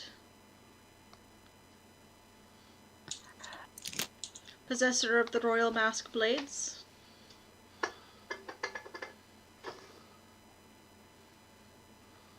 Oh, you said Strom, not Strahd. No, not Strahd. Strom. Strahd is a different problem.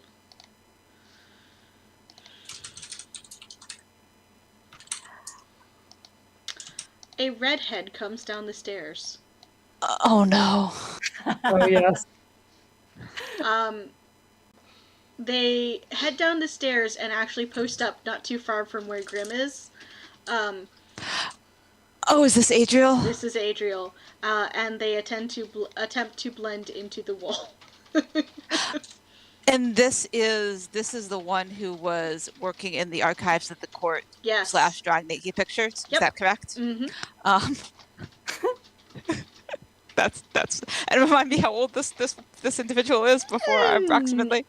Somewhere between in the nebulous ages of 16 to 20, so probably solidly, I'd say about 19-ish. Okay. A young an adult, but a young adult. Mm-hmm. Ish. Yeah. Okay. Old enough to be hungover without it being like a concern. Mm-hmm. But young enough that everyone's like, yeah, we're gonna teach you what being hungover is and why you don't do that. Grim will sidle over, and in the same way that they sort of slowly pushed the vase at Ramiel earlier, same thing with the square bottle of rum. She just looks at the bottle of rum as it appears in her hand, blinks, and then starts drinking the bottle of rum. She is not questioning it, unlike every one of her siblings. Via awakened mind. We've met.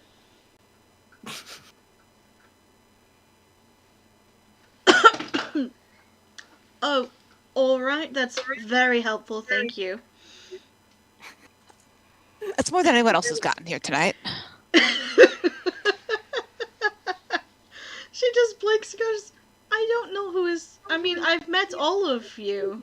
Maybe not those. What are you? And she looks at Eliana and Corinne and Erebus. I'm Eliana, I'm your new cousin. I'm Erebus. Cousin or sister? No, cousin isn't how it works. Cousin. You see her like she's like the meme where she's like doing the math, but it doesn't. I don't know what the hell is going on in Waterdeep, but fine, I suppose. I'm also given to understand there have been letters about me.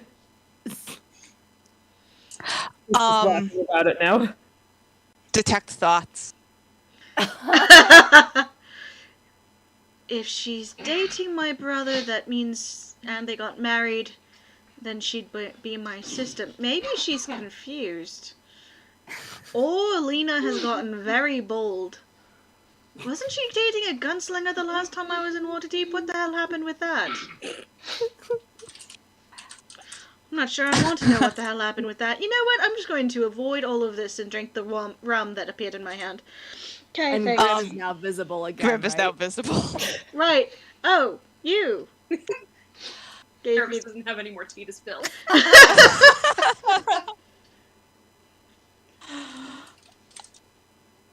Grim nods and holds out their hand for the bottle of rum. She hands it back. Or, sorry, they hand it back, sorry. I am flubbing everyone's genders tonight. They will take another swig from the bottle of rum and then tuck it into their haversack, which they have over their shoulder because, of course, they do. As I said, we've met, they say aloud. I will take your word for it.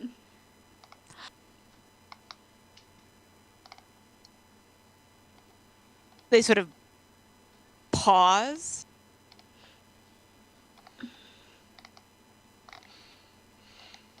I'm not memorable. Like a bad idea expression.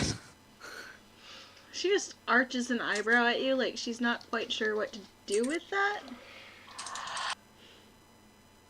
Not mysterious, you would say.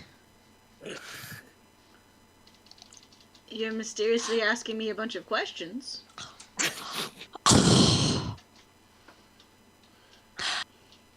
It seemed like a better idea when I began, as did many things today. That's how it always goes, isn't it? They nod and take out the rum again and take another swig.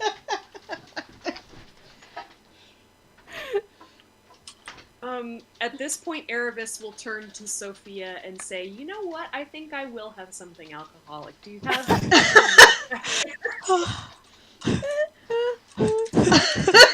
Monologue token, Erebus. Erebus already monologued. Erebus Oh, already damn it. monologued. Damn it. Just assume that she's thinking something along of the lines of the earlier monologue. Erebus, I'm getting too old for this shit. It was fine when you were 175, but now. No. Now. No. What's even that second century? Could I try the mead experiment too, please? Sophia is happy to pour you both glasses of metheglin, which is a spiced mead. Delicious, thank you. She nods. Thank you.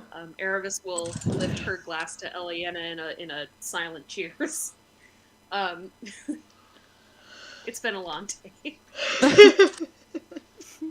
Eliana cheers us back with Erebus.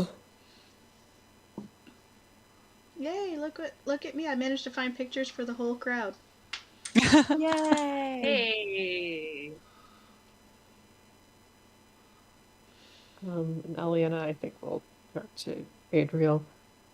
Yes, cousin.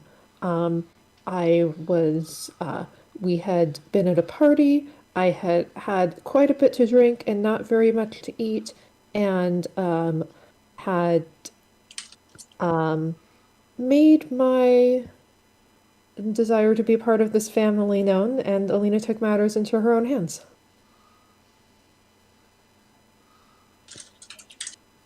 Well, good for you both, I suppose. How is Uriel taking it? Quite well. Elenia. Yes. And they just make sort of a keep going gesture. And then we'll drop into awakened mind to Eliana. I believe they think you and Alina,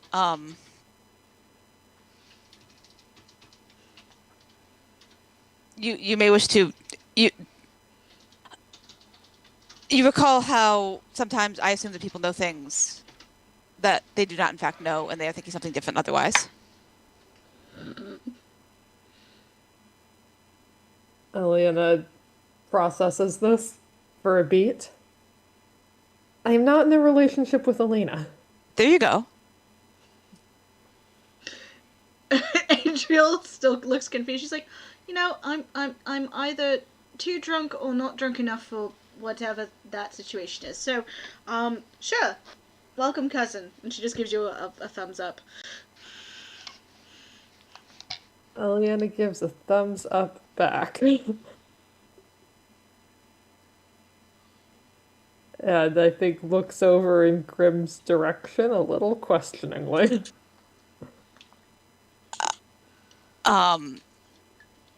Adriel's going to wander away from this whole conversation. Just a very, and Grimm just very eloquent shrug.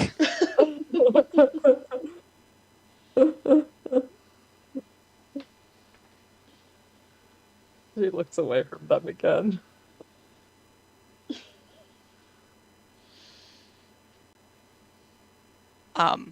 Grim will drop into Awakened Mind to Corinne. May I leave? I don't think I'm helping. Like they sound like a little more dejected in Awakened Mind than my voice acting is coming across, because I'm fucking delighted. But Grim is a bit dejected. Oh. Corinne glances back at them, and like makes a head jerk motion towards like a side of the bar that is less occupied. They will move towards it. Find somewhere to post up. Yeah. And she will join them with her wine glass. What's going on? I'm trying. It's not working very well.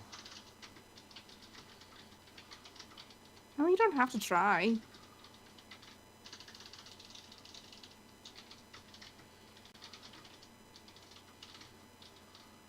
You do need to eat, though. So. I do need to eat, and there's no food here. Correct. So perhaps a little less on that bottle of rum for now. You can take as much as you like after you eat. They kind of looked down at the bottle of rum that they had sort of forgotten was in their hand. Slowly put it back in the haversack. And then, like, take it out again and hold it out there. Forgot it's not mine. I was about to ask. She takes it. It is now. But it shouldn't be, I suppose. Well, which one would you like it to be?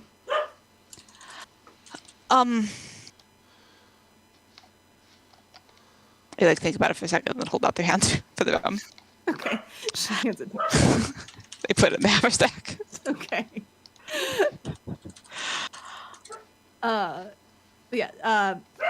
You don't have to. This, she like gestures at the crowd. You don't have to do this. You can just exist on the side. That's fine. You should eat, though. You should come to dinner. I should eat. All right, thank you. She nods. She like gives him a little squeeze on the shoulder, and then returns to find a new and creative way to make Ramiel nervous.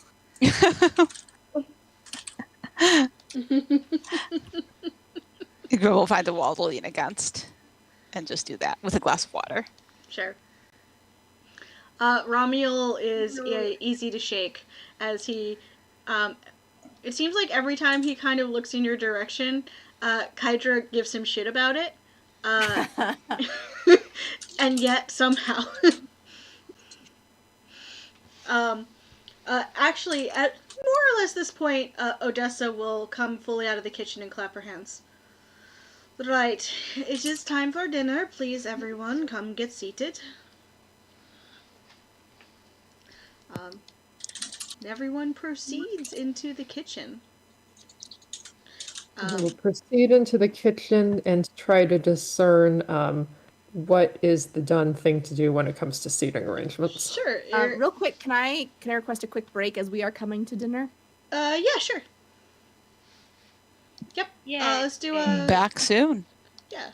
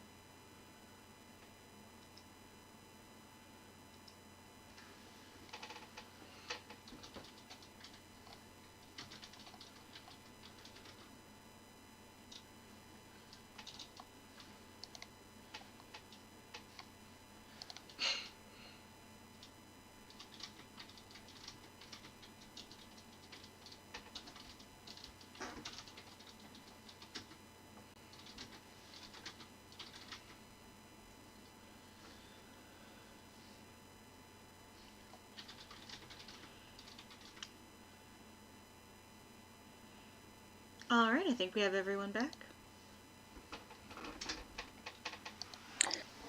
I will stipulate as we all file into the kitchen or space of eating. Grim is definitely trying to angle for a seat in between Corinne and whichever other party member they can, whoever's eye they can catch more or attention they can catch more easily with awakened mind. They do not usually put themselves in the middle of the table, but they are definitely like trying to see themselves in such a location. Mm-hmm. Makes sense. You guys actually don't go to a kitchen. I had misspoken. You guys go to a dining room. Delightful. Hunan will run in a few minutes after everyone has settled in, just to kind of a little late. Kind of gives you all a wave. Right, I will be right back. I need to get cleaned up. I just got pulled for an extra shift at the hospital, so I will be right back once I've had a chance to wash off some of this grime. He gives you all a little bit of a salute and heads off. No one seems perturbed by this. It seems like it happens fairly often. Let's see. This table is going to be arranged somewhat like this, with this level of chaos happening here.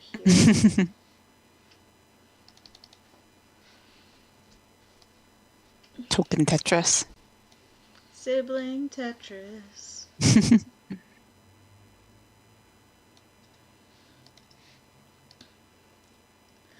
Where is everyone sitting? So this is kind of how everyone's arranged themselves.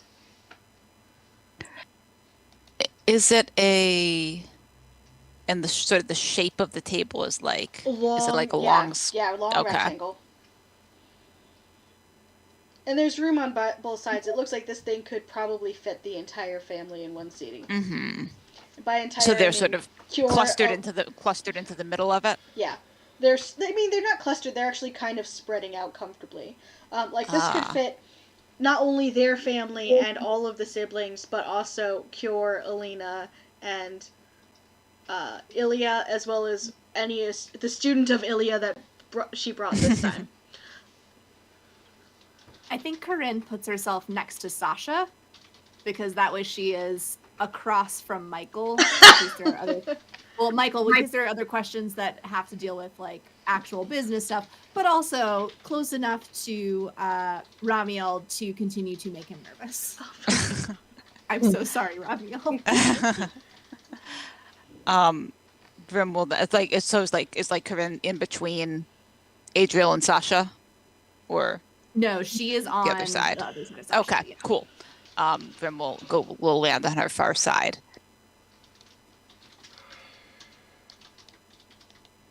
And Aliana, I think noticing, I think she will notice these cues and sit on the other side of Grim.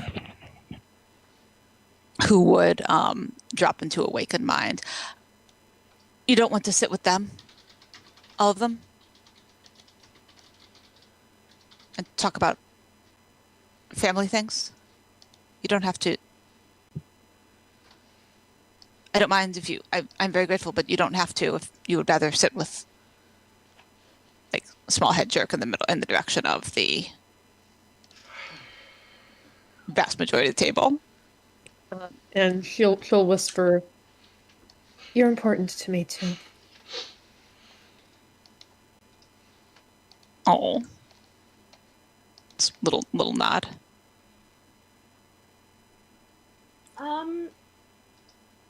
Erebus will sit across from Eliana.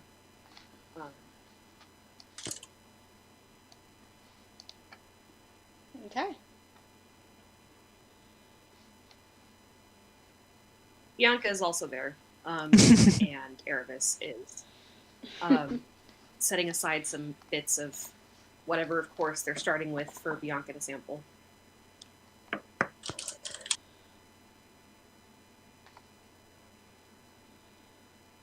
Bosun has settled onto Grim's lap. And I think Keith makes her presence known. She's been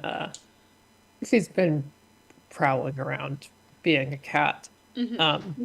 But there's a little trill by where Eliana seats herself, with a little request for food. Oh. She leans down and pets the cat. Odessa sits at one head of the table. Hunan rushes back after a few moments and sits at the other side. Food is brought out by a servant. How many have any of you all seen kobolds before? Almost definitely not. Almost definitely not. Probably not. I mean, like, anything's possible in Waterdeep, but yeah. Yeah, the only thing I can think of where Karen might have seen one is if they were in Undermountain, but I don't think we ran into any in our jaunt there. Mm-hmm. Yeah, I think that was goblins. I feel like it's weird. I feel like we must have seen kobolds, but I have no memory of doing so in this party.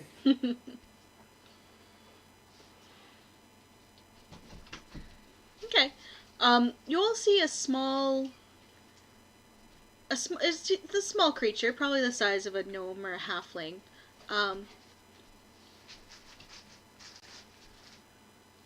Bring out, I mean, food's on the table. They come out anyway. Bringing out something that was forgotten, probably like a large ladle. And it's a small creature that looks like dragony, but not. Let me find a picture. I can better describe it, because I'm having trouble describing things tonight.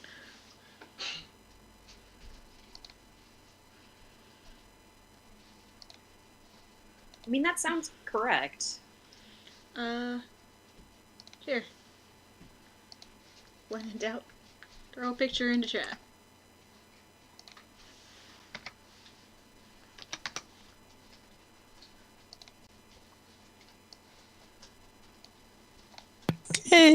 Aw, it's like a dragon dog.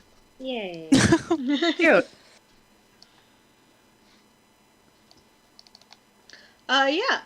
She comes out.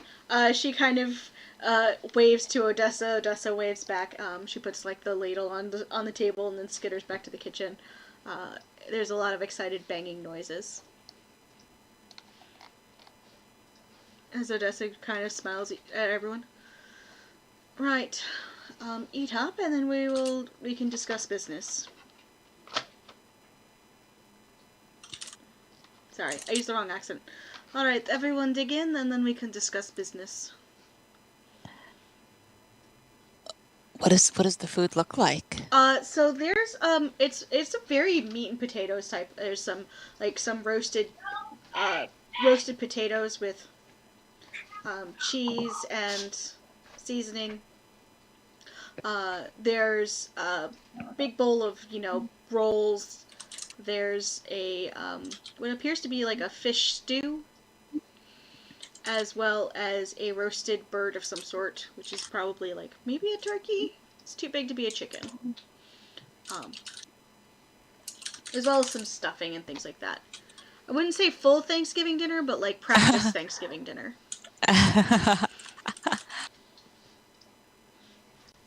Very welcome after we've been on the ship, I'm sure. Erebus smiles appreciatively at the table and takes her turn putting stuff on her plate as things come around. Yep. And they're passing dishes around. Grim will take food, but is very quiet and very focused on their plate.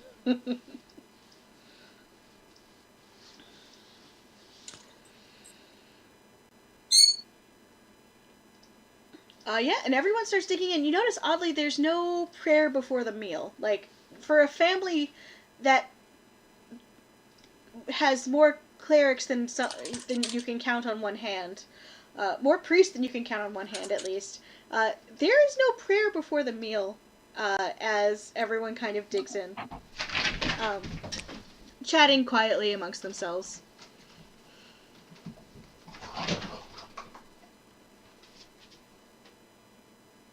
Yeah, Eliana eats. She watches to see how things are done before she makes much in the way of any moves. Odessa lets a few minutes go by as everyone kind of starts to get to eat, and she goes, "Right. So, do you lot have a plan?"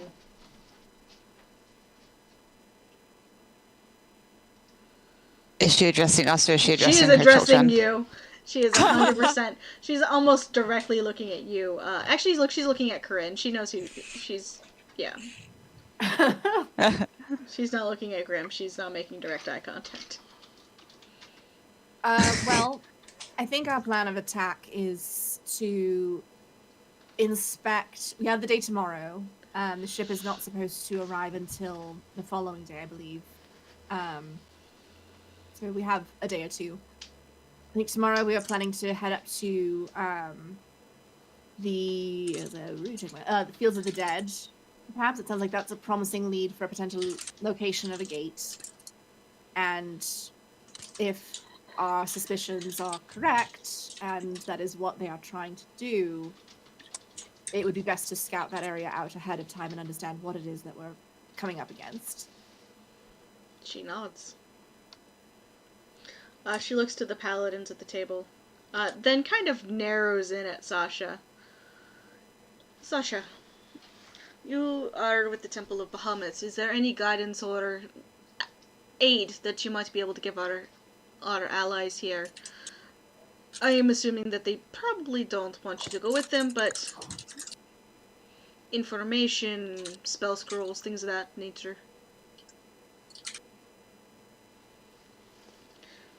Sasha just nods a little bit, and he's quiet. He's quiet in the presence of his mother. The loudmouth that you saw before is not. He nods. Ooh. I can ask the temple and see what we might be able to provide for such an endeavor.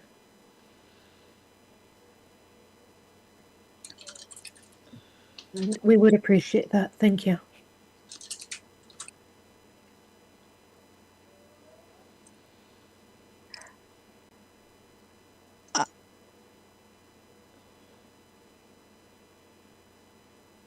She just looks at you with an arched eyebrow as Grim almost says a word.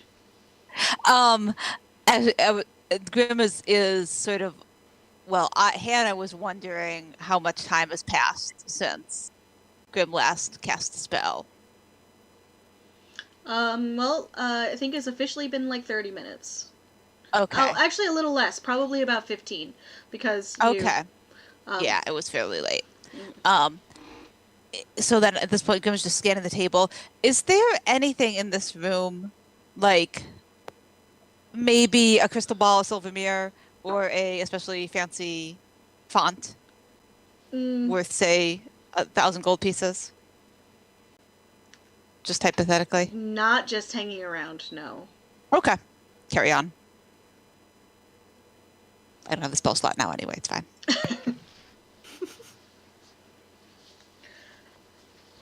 Just gonna scry at the dinner table. That would be a You choice. don't know. You don't know. So Corinne comes in. Any assistance would be appreciated. Our top priority is to rescue the hostage. I think that, and she kind of looks at the rest of the group. I think that ultimately they need some sort of sacrifice in order to unlock the gate. If there is no sacrifice, then that halts that piece of things. They may have planned for a contingency, but if the blood of the 12 is in fact what they need, then that does narrow the options quite a bit. Odessa nods and looks to Hunan. Hunan kind of thinks for a moment. Right, so do you think that he'll be injured when coming into port? We believe that the individual that we're looking for is a sea elf. we have reason to believe that they have been roughed up a bit. We'll have some bruising, nothing life-threatening, but we'll definitely have been in a few scuffles. I can give you a medical kit. It's fairly standard. It won't. I don't know if it'll be much help, but at the very least, you'll have something to patch him up with.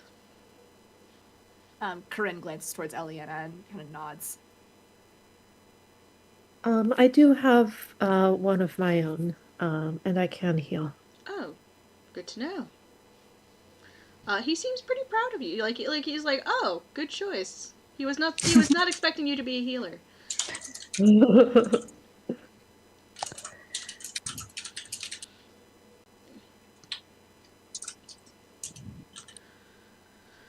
Do you all need any assistance in people, or do you think you have it well in hand? I think we should know more tomorrow. We don't really know what the space looks like. We don't entirely know exactly what it is we're looking for. We have an idea from Nathaniel, and she kind of nods in his direction, that we're looking for specifically the tomb of Strom IV, which is apparently rumored to be guarded by 2 platinum dragons, which we are under the impression is not a literal set of platinum dragons. Given that most of the metallic dragons have fled.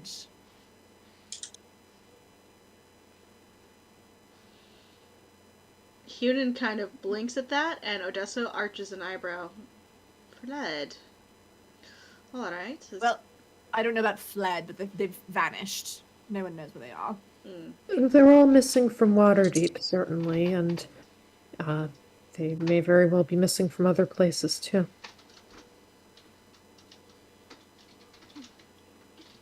Nathaniel perks up and he's like, I thought there were no dragons in Waterdeep. Isn't that a unique selling point for them? It's a long story. There was one in the harbor, so sort of a bit outside the technical range. And there's one who potentially predates the wards, so was sort of, shepherded in, so to speak.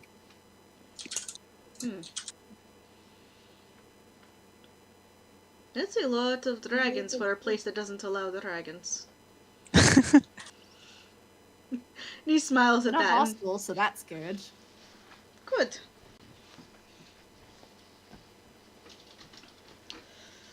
It makes me wonder how many are here, considering that we have no such wards. And he just kind of shrugs it off. In these unique circumstances, I can't imagine there are many cities who were previously under the watch of an open lord who was heinously corrupt and wanted to embezzle 500,000 gold dragons from the rest of the city and then have it watched by a literal gold dragon. Because that's the ego we were dealing with. He looks somewhere in between impressed and, like, impressed, but also it seems like his primary mode is curious. Is it common for any sort of dragon to be in a city? Erebus asks. Nathaniel thinks for a moment. It really depends on the dragon. Chromatics, no, and if they're in a city, you will know about it. Sorry, Mother, I did not mean to curse. You will know about it, because they will make themselves known by taking over the entire city. It's different with metallic dragons, though. Their temperaments vary wildly. I mean, some will work endlessly, so you have dragons like steel dragons who will work endlessly to bring down if they sniff corruption. They're generally anarchists at heart. They believe power corrupts completely and absolutely. And then there's, like, gold dragons and silver dragons who enjoy the company of people. Gold dragons specifically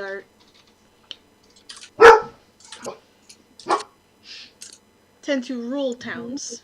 They are rulers, they like looking after people. Gold dragons hoard people.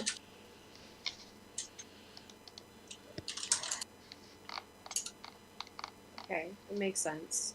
What about gem dragons?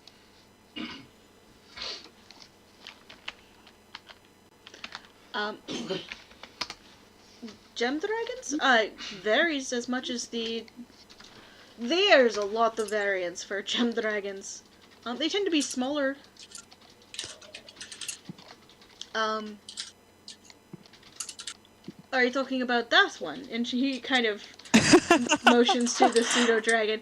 Like, he's just kind of made an assumption. You don't get the feeling that he knows that it was a dragon.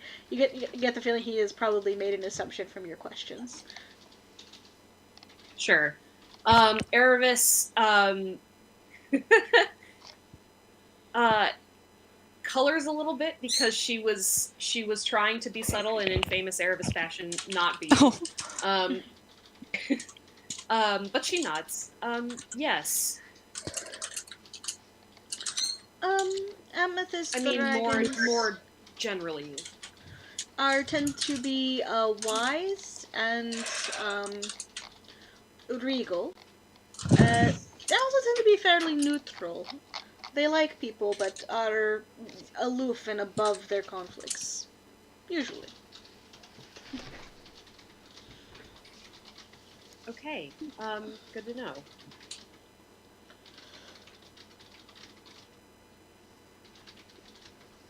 Though if you're spending a lot of time with Auntie Ilia, then honestly, you should just ask Ava. She knows everything there is to know about dragons. Funny thing. We would love to do that. She's also vanished. Ah, right. That's actually, that makes sense. She does know a lot about dragons. And then she shrugs. She shrugs. Well, I mean, Uncle Macklin probably knows his fair share. He doesn't answer questions very directly. Gods, no. I mean, neither of them do. Erebus nods knowingly.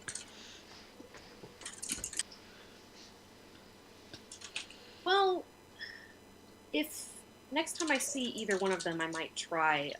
We just discovered that she's an actual amethyst dragon, actually. Just a couple of days ago. Well, perhaps when you are done with this gate thing, you can come to the Candlepeep. I'm sure there's information there about it. I would love to. Unfortunately, I don't happen to have a rare tome to hand.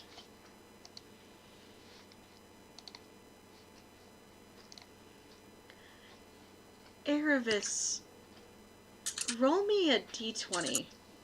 You can make it an intelligence check if you like. Okay.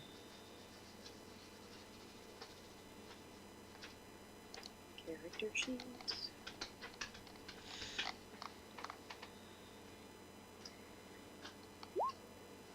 I'm scanning my inventory in case I have like is this accounting book that Grim picked up 7 levels ago? Do we think Candlekeep has that? Yeah, I have nothing. Oh, Yeah. Corinne has a couple things, funny enough, that might. Oh, qualify. interesting. From our previous venture into Undermountain, we have a dissertation on Hallister the Mad Mage. As well as The Worship of Dark Gods, a History.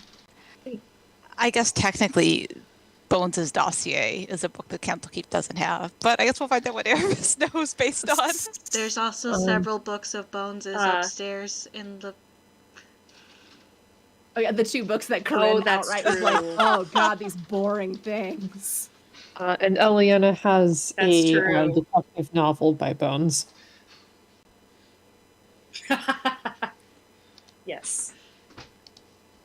Actually, now that I think about it, we might be able to come up with something, so I'll get back to you, but that would be greatly appreciated. You know, it's general information like that. You would only need to provide something that they don't already have.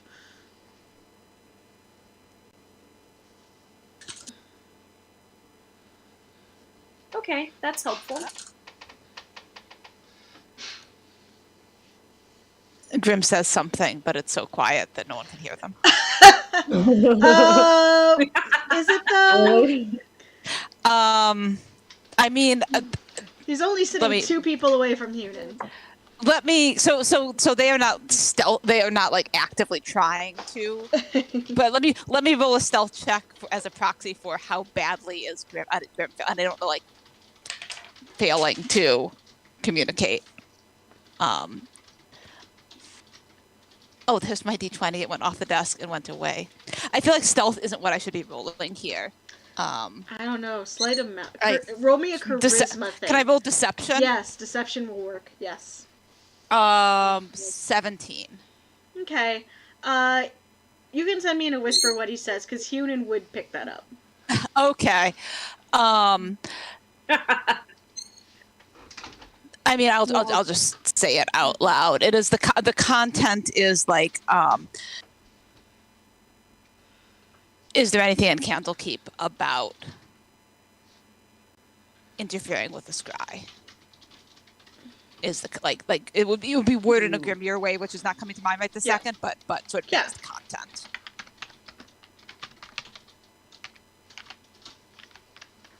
Hunan actually looks to you. He's gonna arch an eyebrow at you. There might be not be anything in Candlekeep, but I know a little bit about divination spells. Grim is staring at their plate and doesn't realize that they're being addressed. Corinne kind of like under the table squeezes their hand. They squeeze her head back, and then after a pause, sort of like glance up at her. And then she kind of like jerks her head towards Hunan. Very slow head turn. What? I beg your pardon? You had questions about divination spells, right?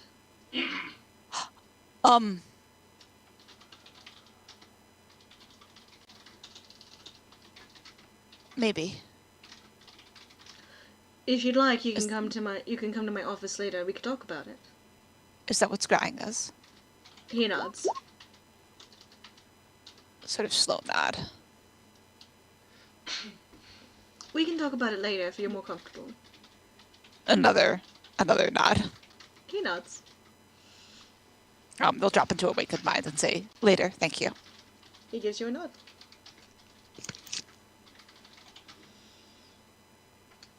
They realize they're probably crushing Corinne's hand and loosen their grip slightly, although not all the way. Mm-hmm. Yeah, she keeps her hand there for the foreseeable future. He specifically moves his attention away from Grim and looks to, he'll look to Kydra. Kydra, how is your training going? And immediately, just everyone's attention is on Kydra, as he just moves the attention right off of you.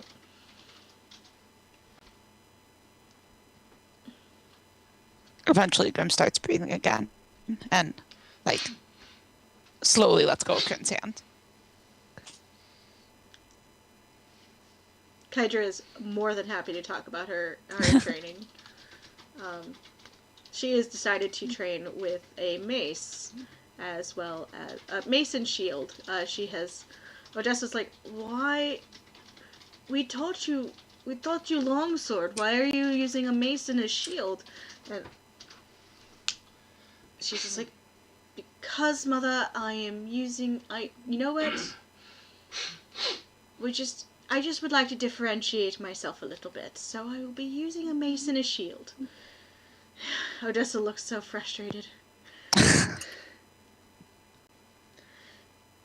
Look, just because your cousin uses a longsword doesn't mean you can't also use a longsword.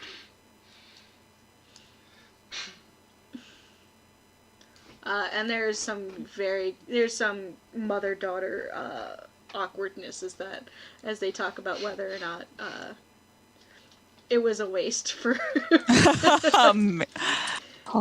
as well as some, are you sure you're good enough with a mace and a shield are you really better at that than you are a longsword? You've been training with a longsword since you were 4. Grim, who is absolutely not commenting on any of this, but is definitely listening, would like to try to insight like what is the ratio of this is all in good fun versus this is not all in good fun. Sure. It is about 95% all in good fun and about 5% like frustration at the rebellion against Alina. Like just because you don't also want to be the white-haired paladin. Like Alina's not that famous. You can do stuff that is like Alina and not be immediate. Like there's like this frustration. Like don't throw away all your clothes just because Alina bought the same shirt. Like Grim has never identified with this person with this person they've never known before more.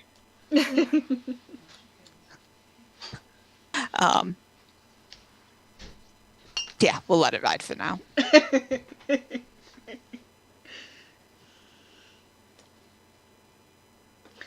All right.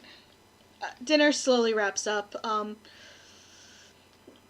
Adriel kind of stands and gives a kiss on their father's cheek and is like, "All right, I am out. Everyone have a good evening. I'm going to go play at some of the taverns in town." Drink lots of water. She just gives you a cheeky salute and heads out. Hiernan's like, No, seriously, do drink lots of water. Give Layla my best, please. And tell her if she needs to bring Ari by, she can anytime. Adriel just waves him off and heads out. Odessa shakes her head and sips her wine. She very clearly has opinions. You don't need an insight check for that. The universal look of a beleaguered mother. Yeah.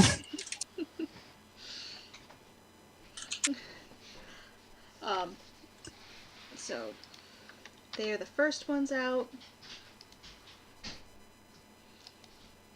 Gregory and Sophia are talking very in depth, and like Sophia has pulled out like different like rocks to use as examples. She's very clearly trying to explain a concept, like a apothecary concept to Gregory, who's just like, right, you know what, my little sister, you're very, very nice for trying to explain it to me, and how about this? I trust you and I take your word for it that it works because you are very smart. So I am happy to try the new healing potion that you made. You don't have to explain it to me.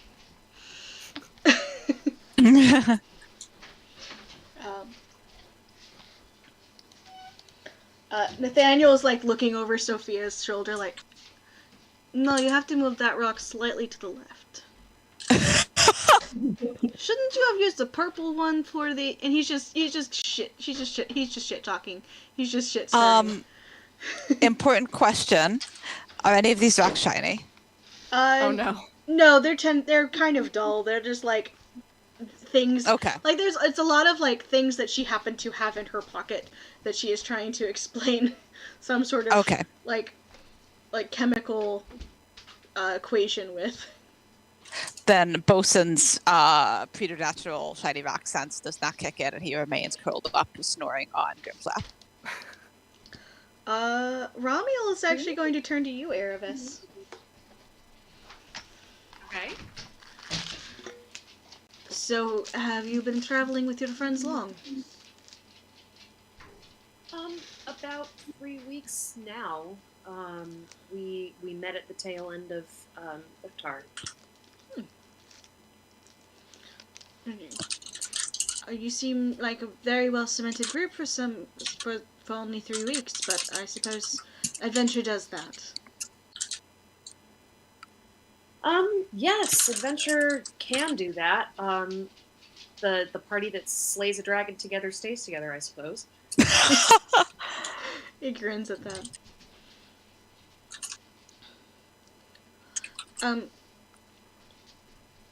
Might I ask a very forward question? Certainly. your friend Corinne, and he kind of says it like very quietly, like, is she single or? Erebus gives him a sympathetic smile and just kind of shakes her head. How loud is this or not is this Oh, this conversation? is very quiet. Like, this is like under Okay. the breath, elves only. Elves and Hunan, who's standing there, Yeah. who's sitting there like leaning back and just drinking and has finished his dinner and is just enjoying the company of his family. It's very quiet. Yeah.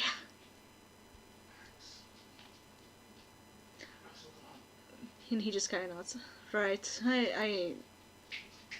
She is very pretty, and anyway, thank you for answering my very strange question. Of course. Yeah, I understand she's very compelling.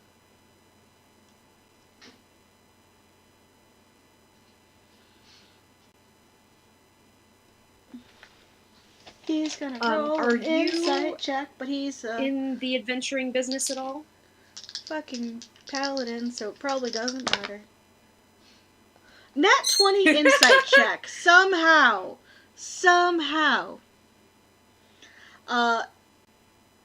He almost detected a tone on your, yes, she's very compelling. So he's double checking to make sure that he did not step in it.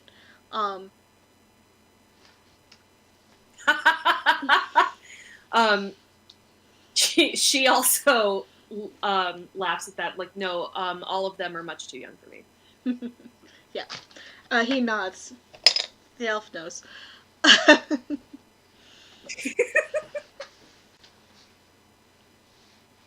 Are you in the adventuring business by any chance? Or do you stick mostly close to home? Well, Kydron and I occasionally get sent out for missions here and there. Usually we stay within a few hours of the city, or a few days of the city, rather. Sure. We're mostly sent as a vanguard of a larger group, or if there's some sort of fuckery. To be honest, if there's some sort of fuckery that needs a couple of paladins to investigate, we tend to. Or more missing travelers or bandits terrorizing caravans. Selûne is the protector of travelers, so.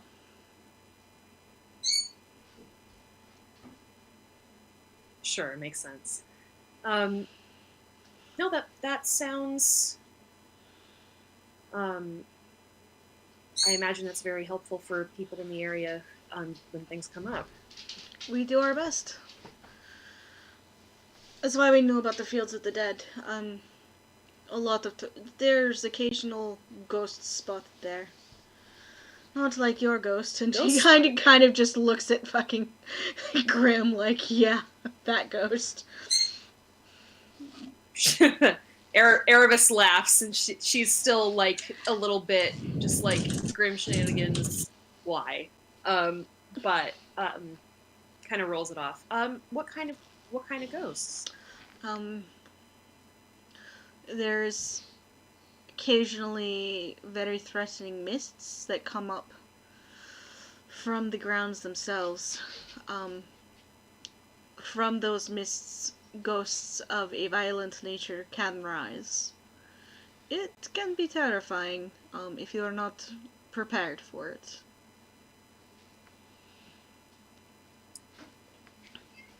Interesting. Okay. So are many the mists battles caused by anything in particular? The place has been fought over for centuries, so battles on battles on battles. The ground itself is fertile, and the farmers know the ways to get around such threats, but wanderers and travelers can find things, can be caught unawares. Right, that makes sense. You'd have to have a lot of history of the place to fully understand it. That's good to know.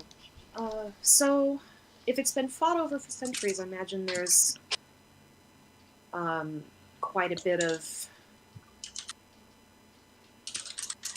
The ghost makes sense, I guess I should say. He nods. I think the big thing is to treat. Just be wary. And treat in kind. If someone is not bothering you and is kind to you, be kind back. If someone is threatening you, don't be afraid to kill them. Dead. Prefer dead again. More dead. And how exactly do you kill a ghost? Silver-tipped weapons, magical weapons, spells. Fire usually works pretty good. Okay, Erebus is making a bunch of mental notes.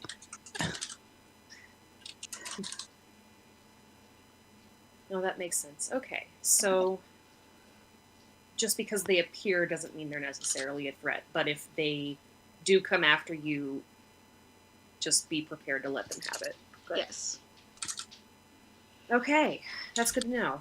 I'll be sure to share that info with the rest of my party. Is there anything else that we should know before we go there? He shrugs. The people are generally nice, but they keep to themselves, so be careful of the farmers. They won't give you much help. Okay. They do I wouldn't blame them. They do very little differentiation from grave robbers and adventurers. I mean, those two things are probably not that far apart, depending on who's taking a look at them. He nods. Okay, that's good to know. Yeah, I wouldn't blame them for being possessive of their land. They probably have to deal with this all the time. He nods again. And if you need any help, I appreciate that. Thank you. Of course, if you need any help or want anything, just come to the Temple of Saloon and we will help you. Thank you. I appreciate that.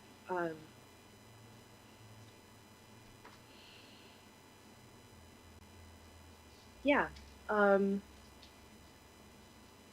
Sorry I couldn't be much help with the other thing, but if there's anything we can help with while we're here, let me know.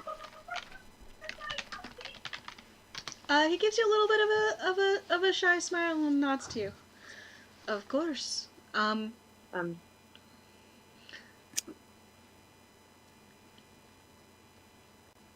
Anyway, I have early training. Surprisingly early, considering we worship a moon goddess, but what can you do? Yep, fair enough. Moon goddess doesn't make your schedule, I suppose. You'd think we'd be able to stay up all night and maybe sleep in, but alas. Alright, well, thank you so much. We'll be sure to send a message if anything comes up. And of course you gotta get enough sleep. I mean, enough trancing time.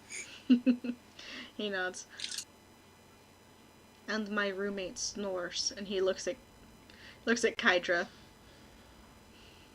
Ooh, yeah, that one can. We were on a ship for 4 days, and there's nothing like really loud bells to keep you awake, but also really loud snoring. It sounds like terrible. I think I will never go on a ship. It's hard to trance if there's something essentially like shouting at you every half hour, except it's directly inside of your brain. Give me a dark forest with a high canopy any night. I agree.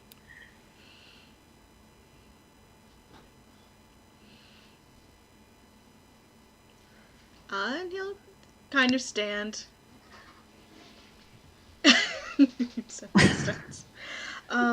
Kind of stand, give you a nod. Kydra, you need to sleep. I don't, because I'm better than you. Erebus laughs behind her hand. Kydra just pouts at him and is like, "You might not need to sleep, but I do know where you trance." And she'll stand up as well.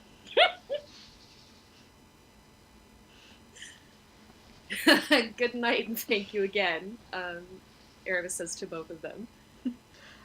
Yep. Ramiel gives you a wave, gives his mother and father hugs as he walks by. Kydra kind of just gives her mother's shoulder a squeeze and then gives her dad a kiss on the walk by. Seemed like it might be a little chilly between Odessa and Kydra. I think Grim is still is not convinced of that 95-5 ratio. Might have been 80-20. It started off 95-5, might have ended 80-20. It's degraded. It's fine. It's fine. Alright, as they head out.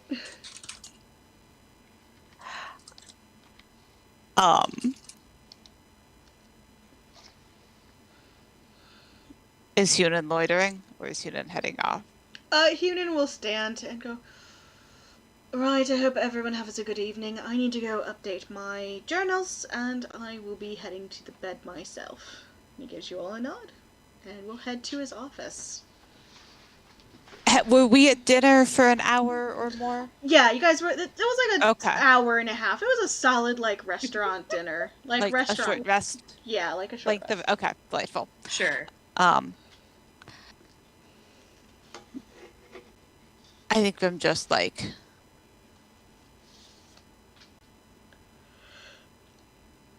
we'll not directly follow Hunan, but sort of wanders out. Not Bosun, who has been on Grim's left, is visible and turns invisible and follows Hunan. Yeah. And then Grim will follow after a few minutes, because they don't know where they're going. So Bosun is he's not spying on Hunan. He's He's getting the there to lay get of the land. directions, yeah. And then returning to give Grim the directions. Okay. Best friend. Yeah. I think Love that for Quiche. Yeah, I think Sophia would not let quiche on the table, sadly. Oh. Be like, "You're a very nice kitten, but I do not want you on the table." Once thwarted from her attempt at batting around Sophia's stones, Quiche will stroll away from everybody with her tail held high in the air. As though she had planned this all along. All right. And as dinner wraps up, we're going to call it for tonight. Amazing. Yay! That was incredible. Oh. I will stipulate that as Ramiel leaves, Corinne does that kind of eyebrow look at Erebus for a half second. You know the one. Mm-hmm. Yeah. Erebus is like, "What?" She just shrugs and is like, "He was asking me about you. What do you want from me?" But she doesn't say that out loud. She's just kind of like, no. The gestures of whatever. But yeah,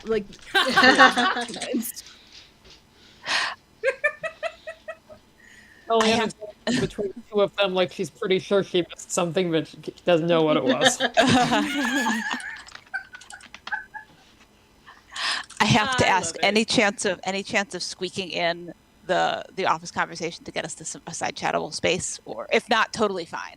No, we're coming up on 9:50, Totally fine. and Okay. I have to wake up at 6 now, unfortunately. Oh, that's so early. Totally fair. To be continued then. Delightful. Thank you. Yeah. "Yay!" Yay. All right, everyone, have a good evening. I'm going Have to a good night. fall into bed. Yes. good night, all. What is this? Oh, Good night, everybody. good night. Night. I have to